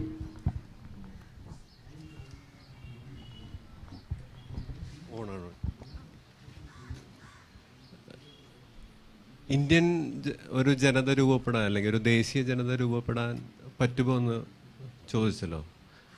അതേ കോണ്ടെക്സ്റ്റിൽ ഒരു ദേശരാഷ്ട്രത്തിന് അതിൻ്റെ ഘടനാപരമായ പ്രത്യേകതകൾ കൊണ്ട് ജനാധിപത്യപരമാവാൻ പറ്റുമോ? ദേശരാഷ്ട്ര രൂപീകരണത്തിൽ പ്രധാന പങ്ക് വഹിച്ച അംബേദ്കർ എന്ന നിലയ്ക്ക് ഇതിപ്പോൾ ഒരു ചരിത്രപരമായ അദ്ദേഹത്തിൻ്റെ ബ്ലൈൻഡ് സ്പോട്ട് ആയിരിക്കും പക്ഷേ ഒരു വിഭവ വിനിയോഗത്തിൽ ദേശരാഷ്ട്രത്തിനൊരു പ്രത്യേക നിഷേധിക്കാനാവാത്തൊരു പ്രത്യേക രീതികളുണ്ട്. അത് നിലനിൽക്കുന്ന ബ്രിട്ടീഷ് രാജ് മുതൽ വലിയ വലിയ ഡാമുകളുടെയും നിരന്തരം അരികുവൽക്കരിച്ചു വരുന്നുണ്ട്. വേറൊരു പുതിയ രൂപത്തിൽ അരികുവൽക്കരണങ്ങൾ നടന്നുകൊണ്ടേയിരിക്കുകയാണ്. അതിന്ന് ഇന്ത്യയിൽ രൂക്ഷമായി കൊണ്ടിരിക്കുകയാണ്. അപ്പോൾ ഇത്തരത്തിലുള്ള ഒരു ഗ്രേഡൽ ഹയർക്കിയുടെ ഒരു പുതിയ രൂപം സ്ഥാപനവൽക്കരിച്ചത്. ഇപ്പോൾ സംവരണത്തെക്കുറിച്ച് പറയുകയാണെങ്കിൽ ഒരു ബ്രാഹ്മൺ സമൂഹത്തിൽ അതിൻ്റെ ഒരു ഭരണക്രമത്തിൽ താഴേക്കിടയിലുള്ള ആളുകൾ ബഹളം വെച്ച് കഴിയുമ്പോൾ അതിനകത്ത് കുറച്ച് സംവരണം ഏർപ്പെടുത്തി അതിനകത്തേക്ക് ഇൻകോർപ്പറേറ്റ് ചെയ്യുന്നൊരു രീതിയായിട്ട് ഈ കോണ്ടെക്സ്റ്റിൽ സംവരണത്തിൽ നമുക്ക് കാണാൻ പറ്റും. അംബേദ്കറുടെ ഉദ്ദേശശുദ്ധി ഒരു തരത്തിലും ചോദ്യം ചെയ്യുകയല്ല, അതിന് ഇനി മുന്നോട്ട് കൊണ്ടുപോകേണ്ടത് എങ്ങനെയാണെന്നുള്ള പഠനത്തിൻ്റെ വെളിച്ചത്തിൽ ചോദിക്കുകയാണ്. ഇതിൽ ഞാൻ മനസ്സിലാക്കിയെടുത്തോളം സംബന്ധിച്ചോളം there is a incorporative structures in the political economy that had been developed over the period of time, especially after independence. ഇൻഡിപെൻഡൻസിന് ശേഷം ഉണ്ടാകുന്ന ഒരു പ്രക്രിയ എന്ന് പറയുന്നെങ്കിൽ is an integrative process, what we call as a nation or nationalism. So an integrative process ആണ്. Because അതിന് കാരണം എന്ന് പറയാൻ അങ്ങനെ മാത്രമേ ഈ ന്യൂലി ഇൻഡിപെൻഡൻ്റ് ആയിട്ടുള്ള ആൻറ്റി കൊളോണിയൽ ആയിട്ടുള്ള സമരം നടന്ന ഏഷ്യൻ ആഫ്രിക്കൻ രാജ്യങ്ങളിൽ നടക്കുന്ന ഒരു പ്രക്രിയ ഒരു ഇൻകോർപ്പറേറ്റീവ് സ്ട്രക്ചറിലേക്കാണ്, ഒരു കോൺസ്റ്റിറ്റ്യൂഷണൽ ഡെമോക്രസിയിലേക്ക് ഇൻകോർപ്പറേറ്റീവ് സ്ട്രക്ചറിലേക്കാണ്.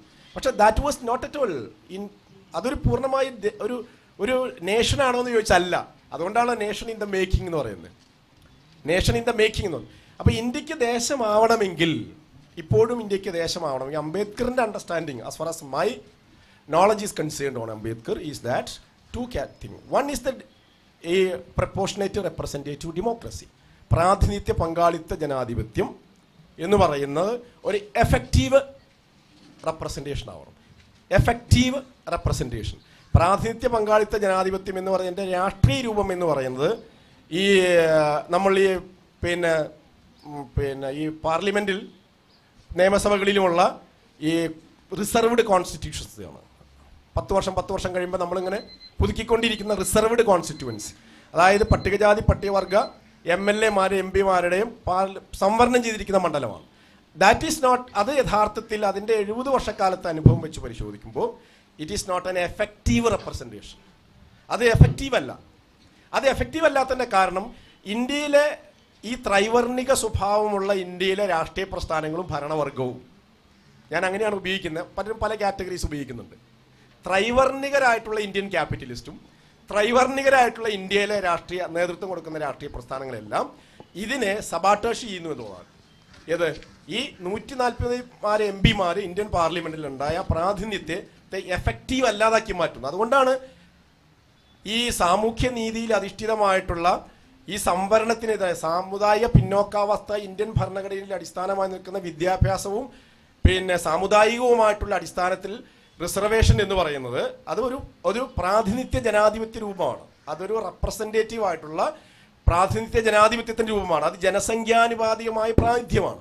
ആ പ്രാതിനിധ്യത്തെ അട്ടിമറിക്കാൻ വേണ്ടി രാഷ്ട്രീയമായ പ്രാതിനിധ്യ ജനാധിപത്യത്തിൻ്റെ രാഷ്ട്രീയ രൂപമായ സംവരണ മണ്ഡലത്തെ തന്നെ ഉപയോഗിക്കുന്നു എന്നുള്ളതാണ്. സംവരണ മണ്ഡലത്തിൽ നിന്ന് ജയിച്ചു വന്ന 140 പല MP-മാർ ഇന്ത്യൻ പാർലമെന്റ് ഉണ്ടായപ്പോഴാണ് എന്ത് സംഭവിച്ചത്? അവരെ ആരെയും മിണ്ടാതെയാക്കി, അവരെ നിഷ്പ്രഭമാക്കി, അവരെ എന്താ പറയുക റദ്ദാക്കിക്കൊണ്ട്, അവർക്ക് ശബ്ദങ്ങളില്ലാതെയാക്കിക്കൊണ്ട് ഇവിടെ സാമ്പത്തിക സംവരണത്തിന് വേണ്ടി പാർലമെന്റിൽ നിയമം പാസ്സാക്കിയത്. മനസ്സിലായി എന്ന് പറഞ്ഞാൽ 70 വർഷക്കാലത്തെ ഈ റിസർവ്ഡ് കോൺസ്റ്റിറ്റ്യൂൻസിലുള്ള അതായത് ഈ സംവരണ നിയോജക മണ്ഡലങ്ങളിലൂടെ വരുന്ന MP-മാരെന്ന് പറയുന്നത്, MLA-മാരെന്ന് പറയുന്നത് ഈ ജനതയെ പ്രതിനിധീകരിക്കുന്നവരല്ല. It is not a form of effective democracy or effective representation. നമുക്കാവശ്യം അതിന് എഫക്റ്റീവ്, അത് വേണ്ടെന്നല്ല ഞാൻ പറയുന്നത്. അത് എഫക്റ്റീവ് ആകുന്നില്ല, ഈ ജനതയുടെ താല്പര്യങ്ങൾ പ്രതിനിധീകരിക്കുന്നില്ല. മൂന്ന് MP-മാരാണല്ലോ ഈ ബില്ലിന് അനുകൂലമായിട്ട് വോട്ട് ചെയ്തത്. 140 പട്ടികജാതി പട്ടികവർഗ MP-മാര് മിണ്ടാതിരിക്കുകയാണല്ലോ ചെയ്തത്. അത് എഫക്റ്റീവ് അല്ല എന്ന് പറഞ്ഞാൽ ഉദ്യോഗ സംവരണത്തിലും അതുപോലെ തന്നെ വിദ്യാഭ്യാസം, ഉദ്യോഗം തുടങ്ങിയിട്ടുള്ള സംവരണം ഭരണഘടനാ ജനാധിപത്യത്തിൽ പിന്നെ പ്രാതിനിധ്യ പങ്കാളിത്ത ജനാധിപത്യമായി സാമൂഹിക തലത്തിൽ ഭരണഘടനയിൽ ഉറപ്പുവരുത്തിയിരിക്കുന്ന അതിനെ അട്ടിമറിക്കാൻ വേണ്ടി ഈ റിസർവ്ഡ് കോൺസ്റ്റിറ്റ്യൂഷനിലുള്ള 140 എംപിമാരെ തന്നെ ഉപയോഗിക്കുന്നു എന്നുള്ളതാണ്. അത് ഇന്ത്യൻ ജനാധിപത്യത്തിന്റെ വലിയ വൈരുദ്ധ്യത്തെയും പ്രതിസന്ധിയെയും കൂടിയാണ് കാണുന്നത്. അതിന് നമുക്ക് മറികടക്കേണ്ടതുണ്ട്. എഫക്റ്റീവ് ഡെമോക്രസി ആക്കി മാറ്റണം. എഫക്റ്റീവായിട്ടുള്ള പ്രാതിനിധ്യ പങ്കാളിത്ത ജനാധിപത്യമാക്കി മാറ്റിക്കൊണ്ട് മാത്രമേ നമുക്ക് ഈ റിസർവ്ഡ് കോൺസ്റ്റിറ്റ്യൂഷൻ സിസ്റ്റം മുന്നോട്ട് കൊണ്ടുപോകാൻ കഴിയുള്ളൂ. 140 എംപിമാരുണ്ടായിട്ട് ഈ ജനതയുടെ അടിസ്ഥാനപരമായിട്ടുള്ള ആവശ്യങ്ങളിൽ ഒന്നായിട്ടുള്ള ഭരണഘടനാപരമായിട്ടുള്ള സാമൂഹ്യ നീതിയിൽ അധിഷ്ഠിതമായിട്ടുള്ള ഈ റിസർവേഷൻ അട്ടിമറിക്കപ്പെടുന്നു, അല്ലെങ്കിൽ അതിന്റെ മാനദണ്ഡം മാറുന്നു എന്നുള്ളതാണ്. സാമൂഹ്യ നീതിയുടെ അടിസ്ഥാനത്തിലുള്ള സാമുദായികമായിട്ടുള്ള വിദ്യാഭ്യാസപരമായ പിന്നോക്കാവസ്ഥ എന്ന് പറയുന്നത് അത് മാറിയിട്ട് സാമ്പത്തികം എന്ന് പറയുന്ന മാനദണ്ഡത്തിലേക്ക് മാറുക എന്ന് പറഞ്ഞാൽ യഥാർത്ഥത്തിൽ ഇന്ത്യയിലെ അടിസ്ഥാനപരമായിട്ടുള്ള പ്രാതിനിധ്യ ജനാധിപത്യത്തെ റദ്ദാക്കുന്ന രീതിയാണ്. അതിനെ നമുക്ക് വീണ്ടെടുക്കേണ്ടതുണ്ട്. So what is radical in Ambedkar? അദ്ദേഹത്തിന്റെ ചോദ്യത്തിന് മറുപടിയായി സാർ നാഷണൽ മേക്കിംഗ് എന്ന് പറഞ്ഞല്ലോ. സാർ, അദ്ദേഹത്തിന്റെ ചോദ്യവുമായി ബന്ധപ്പെട്ട് ചോദിക്കാനുള്ള ഒരു കാര്യം, ഇന്ത്യയെക്കുറിച്ച് സാധാരണ പറയാറുണ്ട് ഇൻഡസ്ട്രക്റ്റബിൾ യൂണിയൻ ഓഫ് ഡിസ്ട്രക്റ്റബിൾ സ്റ്റേറ്റ്സ് എന്ന്. അപ്പോൾ നമ്മുടെ നാടൻ ഭാഷയിലൊക്കെ പറയാറുണ്ട് ഉന്തി കയറ്റിയാൽ ഊരിപ്പോരും. അങ്ങനെ ഒരു പ്രശ്നം ഈ ഒരു നാഷണൽ സ്റ്റേറ്റിൻ്റെ ബർത്തിൽ ഉണ്ടായിട്ടുണ്ടോ സാർ? അതായത് 500-ൽ പരം നാട്ടുരാജ്യങ്ങളെ ഈ മൗണ്ട് ബാറ്റൺ പ്ലാൻ അനുസരിച്ച് ഇന്ത്യൻ യൂണിയനിൽ ജോയിൻ ചെയ്യാൻ പറഞ്ഞപ്പോൾ സ്വന്തമായി ഇൻഡിപെൻഡൻ്റായി നിൽക്കാൻ ഉദ്ദേശിച്ച നാട്ടുരാജ്യങ്ങളുടെ എണ്ണം തീരെ കുറവായിരുന്നില്ല, അത് കുറച്ച് അധികം തന്നെ ഉണ്ടായിരുന്നു. അപ്പം അങ്ങനെ ഒരു പലതും ഫോഴ്സും പോലീസ് ആക്ഷനും ഒക്കെ ഉപയോഗിച്ച് ഒരു നിർബന്ധിത ജനത നാഷണൽ സ്റ്റേറ്റ് ആക്കി മാറ്റാനുള്ളൊരു ശ്രമം ആ കാലഘട്ടത്തിൽ ഉണ്ടായതിൻ്റെ ഒരു അനുരണനങ്ങൾ ഇപ്പം ഉണ്ടാവുന്നുണ്ടോ സാർ? ഇതിന്റെ പ്രശ്നം കിടക്കുന്ന നമ്മുടെ 150 വർഷക്കാലത്തെ ബ്രിട്ടീഷ് വിരുദ്ധ ദേശീയത അല്ലെങ്കിൽ ദേശീയ സമരത്തിന്റെ ഉൽപ്പന്നം എന്ന് പറയുന്നത് ഒരു ജനാധിപത്യത്തിൽ അധിഷ്ഠിതമായിട്ടുള്ള മൂല്യങ്ങൾ നിലനിൽക്കുന്ന ഒരു ദേശത്തെ അല്ല നിർമ്മിച്ചത് അടിസ്ഥാനപരമായി, മറിച്ച് ഒരു സ്റ്റേറ്റ് സിസ്റ്റത്തെയാണ്, ഒരു സ്റ്റേറ്റിനെയാണ്. ഇൻഡിപെൻഡൻസ് കഴിഞ്ഞപ്പോൾ ഒരു സ്റ്റേറ്റാണ് നമ്മുടെ മുന്നിലുള്ളത്. അതിനെ നമ്മൾ ദേശീയ ഭരണകൂടമെന്നും പറഞ്ഞ ഒരു കോൺസ്റ്റിറ്റ്യൂഷണൽ മെക്കാനിസത്തിലൂടെ ഒരു ദേശരാഷ്ട്രമാക്കി മാറ്റേണ്ടതുണ്ടായിരുന്നു. അതുകൊണ്ട് കോൺസ്റ്റിറ്റ്യൂന്റ് അസംബ്ലിയിലൂടെ നമ്മൾ അതിനെ ഒരു ദേശരാഷ്ട്രത്തിന്റെ രീതിയിലേക്ക് മാറ്റുന്നു, ഒരു ഭരണഘടനാ ജനാധിപത്യ സംഭവത്തിലേക്ക് മാറ്റുന്നു. പക്ഷേ ഇന്ത്യക്ക് വിഭജിതമായ ഇന്ത്യയിൽ ഇന്ത്യക്ക് സ്വാതന്ത്ര്യം കിട്ടുമ്പോൾ, അഭിഭക്ത ഇന്ത്യയിൽ ഇന്ത്യക്ക് സ്വാതന്ത്ര്യം കിട്ടുമ്പോൾ അത് ഒരു സ്റ്റേറ്റിന്റെ ലോജിക്കിലായിട്ടാണ് വർക്ക് ചെയ്യുന്നത്. അപ്പോൾ അത് ഇൻകോർപ്പറേറ്റീവ് ചെയ്യണം. ഇന്റേണൽ ആയിട്ട് ഡിസിസീവായി ടെൻഡൻസി ആയി നിൽക്കുന്ന മീൻസ് ഈ പ്രിൻസ്ലി സ്റ്റേറ്റിനെ എല്ലാം ഇൻകോർപ്പറേറ്റ് ചെയ്തിട്ട് ഒരു സ്റ്റേറ്റ് സ്ട്രക്ചർ ഉണ്ടാക്കിയെടുക്കുക എന്നുള്ളതാണ് ചെയ്യുന്നത് അടിസ്ഥാനപരമായി. ആ സ്റ്റേറ്റ് സ്ട്രക്ചറിനാണ് പിന്നീട് ഒരു കോൺസ്റ്റിറ്റ്യൂഷണൽ ഡെമോക്രസി ആയി മാറ്റുന്നതും അതിനെ ഒരു നേഷനാക്കി മാറ്റാൻ ശ്രമിക്കുന്നുള്ളതാണ്. ഈ പ്രോസസ്സ് വേണം നമ്മൾ കാണുന്നത്. അങ്ങനെ ഒരു പ്രോസസ്സിൽ എഫക്റ്റീവ് ഡെമോക്രസി വർക്ക് ചെയ്യണമെങ്കിൽ, അത് ഓപ്പറേഷണലൈസ് ചെയ്യുന്നില്ലെങ്കിൽ അംബേദ്കർ പറഞ്ഞ വേറൊരു സങ്കല്പമുണ്ട്. That is an inclusive democracy. Democracy should be an inclusive one. Inclusive ഡെമോക്രസിയാണ് വേണ്ടത്. ഇൻക്ലൂസീവ് ഡെമോക്രസിയിലാണ് എഫക്റ്റീവായിട്ടുള്ള റെപ്രസെൻറ്റേഷൻ വർക്ക് ചെയ്യുള്ളൂ. നമ്മുടെ രാജ്യത്ത് ഈ 70 വർഷക്കാലത്തെ ജനാധിപത്യ പരീക്ഷണങ്ങൾ നടന്നപ്പോൾ പോലും ഇൻക്ലൂസീവ് സ്ട്രക്ചേഴ്സ് വരണമെങ്കിൽ അതാണ് വെൽഫെയർ നേഷൻ സ്റ്റേറ്റ് എന്ന് പറയുന്നത്. ആ welfare nation state must be an inclusive democratic state having the culture of accommodative and assimilative democratic principles. അതിന് വേണമെങ്കിൽ അത് ജനാധിപത്യം സാമൂഹ്യവൽക്കരിക്കുന്ന പൗരത്വത്തെക്കുറിച്ചുള്ള സങ്കല്പമാണ്. അപ്പോൾ inclusive democracy with equal citizenship, ഈ തുല്യ പൗരത്വവും ഉൾക്കൊള്ളൽ ജനാധിപത്യവും നിലനിൽക്കണമെങ്കിൽ നമുക്ക് പ്രാതിനിധ്യ പങ്കാളിത്ത ജനാധിപത്യം വേണം എന്ന് പറഞ്ഞാൽ സംവരണം എന്ന് പറയുന്ന ആ പ്രിൻസിപ്പിളിനെ എഫക്റ്റീവൈസ് ചെയ്യണം. അത് ചെയ്യാത്തതിൻ്റെ കാരണം അടിസ്ഥാനപരമായി നമ്മൾ ഒരു വെൽഫെയർ നേഷൻ സ്റ്റേറ്റ് എന്ന് പറഞ്ഞാൽ അതിൻ്റെ അടിസ്ഥാന സ്വഭാവത്തിൽ നിന്ന് നമ്മൾ വിട്ടുപോയി. ഒരു ഡെമോക്രാറ്റിക് വെൽഫെയർ നേഷൻ സ്റ്റേറ്റ് എന്ന് പറയുന്നത് വിട്ടുപോവുകയും നമ്മൾ what is called is a police state under a Hindutva regime. Okay.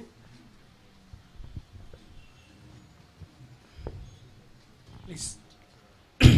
ഒരു കാര്യം പറഞ്ഞോട്ടെ. ഹലോ, എൻ്റെ അഭിപ്രായത്തിൽ ഞാൻ ചോദിച്ചത് ദേശരാഷ്ട്രത്തിൻ്റെ പരിമിതി ഒരു ആഗോള പ്രതിഭാസം എന്നുള്ള നിലയ്ക്കാണ്. വിഭവവിനിയോഗത്തിൻ്റെ പ്രശ്നം ലോകം മുഴുവനുണ്ട്, ഈ ഘടനയിൽ ഇൻഹറൻ്റ് ആയിട്ടുള്ളതാണ്. താങ്കളിപ്പോൾ പറഞ്ഞ എൻ്റെ അഭിപ്രായത്തിൽ ഒരു പൊളിറ്റിക്കൽ ആശയവാദമാണ്. അത് സ്ട്രക്ചറിനെ കുറിച്ച് സംസാരിക്കുന്നില്ല. ഭൂപരിഷ്കരണത്തെക്കുറിച്ച് പോലും പറയുന്നില്ല, വനാവകാശത്തെക്കുറിച്ച് പറയുന്നില്ല. ഇതിൻ്റെ പ്രശ്നം ബ്രാഹ്മണിക്കൽ സ്ട്രക്ചറിനെ അതിനകത്ത് നിലനിർത്തിക്കൊണ്ട്, ഘടനയെ നിർത്തിക്കൊണ്ട് അതിൻ്റെ അകത്തുള്ള ഒരു റിഫോർമേഷനെ കുറിച്ച് ഇനി നമുക്ക് പറയാൻ പറ്റാത്ത രീതിയിൽ എൻവയോൺമെൻറ്റ്, പരിസ്ഥിതി ആഘാതം, ഇപ്പോൾ കാലാവസ്ഥ വ്യതിയാനം പോലുള്ള അങ്ങനത്തെ കോണ്ടെക്സ്റ്റിൽ ഇപ്പോൾ ഇവിടെ വെള്ളപ്പൊക്കം നടന്നപ്പോൾ സ്റ്റേറ്റ് എത്ര നിസ്സഹായെന്ന് കണ്ടു. ഇടവപ്പാതിക്ക് ഇനി മഴ പെയ്തില്ലെങ്കിൽ നമ്മൾ എന്ത് ചെയ്യുന്നു നമുക്കറിയില്ല. ഈ സ്ട്രക്ചറിനെ കുറിച്ചൊരു ക്രിട്ടിക്ക് വരാത്തതിന് കാരണം ഇതിനകത്തേക്ക് ഇൻകോർപ്പറേറ്റഡ് ആയിട്ടുള്ള അക്കാഡമീഷ്യൻസ് ആണ് ഇവിടെ ഇതിനെക്കുറിച്ച് സംസാരിക്കുന്നത് എന്നുള്ളതും കൊണ്ടുകൂടിയാണ്. അവർക്ക് അവരെ നീതീകരിക്കേണ്ട ആവശ്യം വരുന്നു. What I am talking about within the premises of the democracy, ഞാൻ ജനാധിപത്യം എന്ന് പറയുന്ന ഇന്ത്യയിൽ ജനാധിപത്യത്തിലേക്ക് ഒരു ഇൻകോർപ്പറേറ്റീവ് ആയിട്ടുള്ള ഡെമോക്രാറ്റിക് പ്രിൻസിപ്പിൾ ആയി നിലനിൽക്കണമെങ്കിൽ ഇന്ത്യ പോലെയുള്ള ബഹുസ്വരവും ബഹുവായിട്ടുള്ള വൈപുല്യങ്ങളുള്ളൊരു സമൂഹത്തിൽ എല്ലാ സമൂഹങ്ങൾക്കും പ്രാതിനിധ്യ പങ്കാളിത്തം ഉറപ്പുവരുത്തുന്ന എഫക്റ്റീവായിട്ടുള്ള ഡെമോക്രസി, ആ എഫക്റ്റീവായ ഡെമോക്രസി വരണമെങ്കിൽ വിഭവങ്ങളുടെ നീതിയിൽ അധിഷ്ഠിതമായ പുനർവിതരണം സാധ്യമാണ്. അതിലൊന്നും എനിക്ക് അഭിപ്രായ വ്യത്യാസമൊന്നുമില്ല.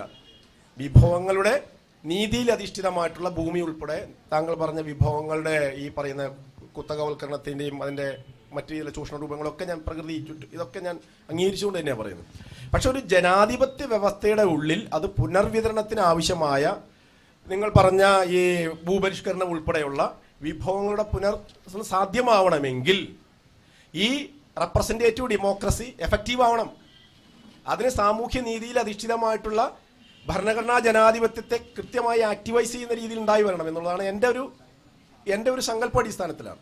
എങ്കിൽ മാത്രമേ ഇന്ത്യ എന്ന് പറയുന്നത് ഒരു ദേശരാഷ്ട്രമാവുകത്തുള്ളൂ.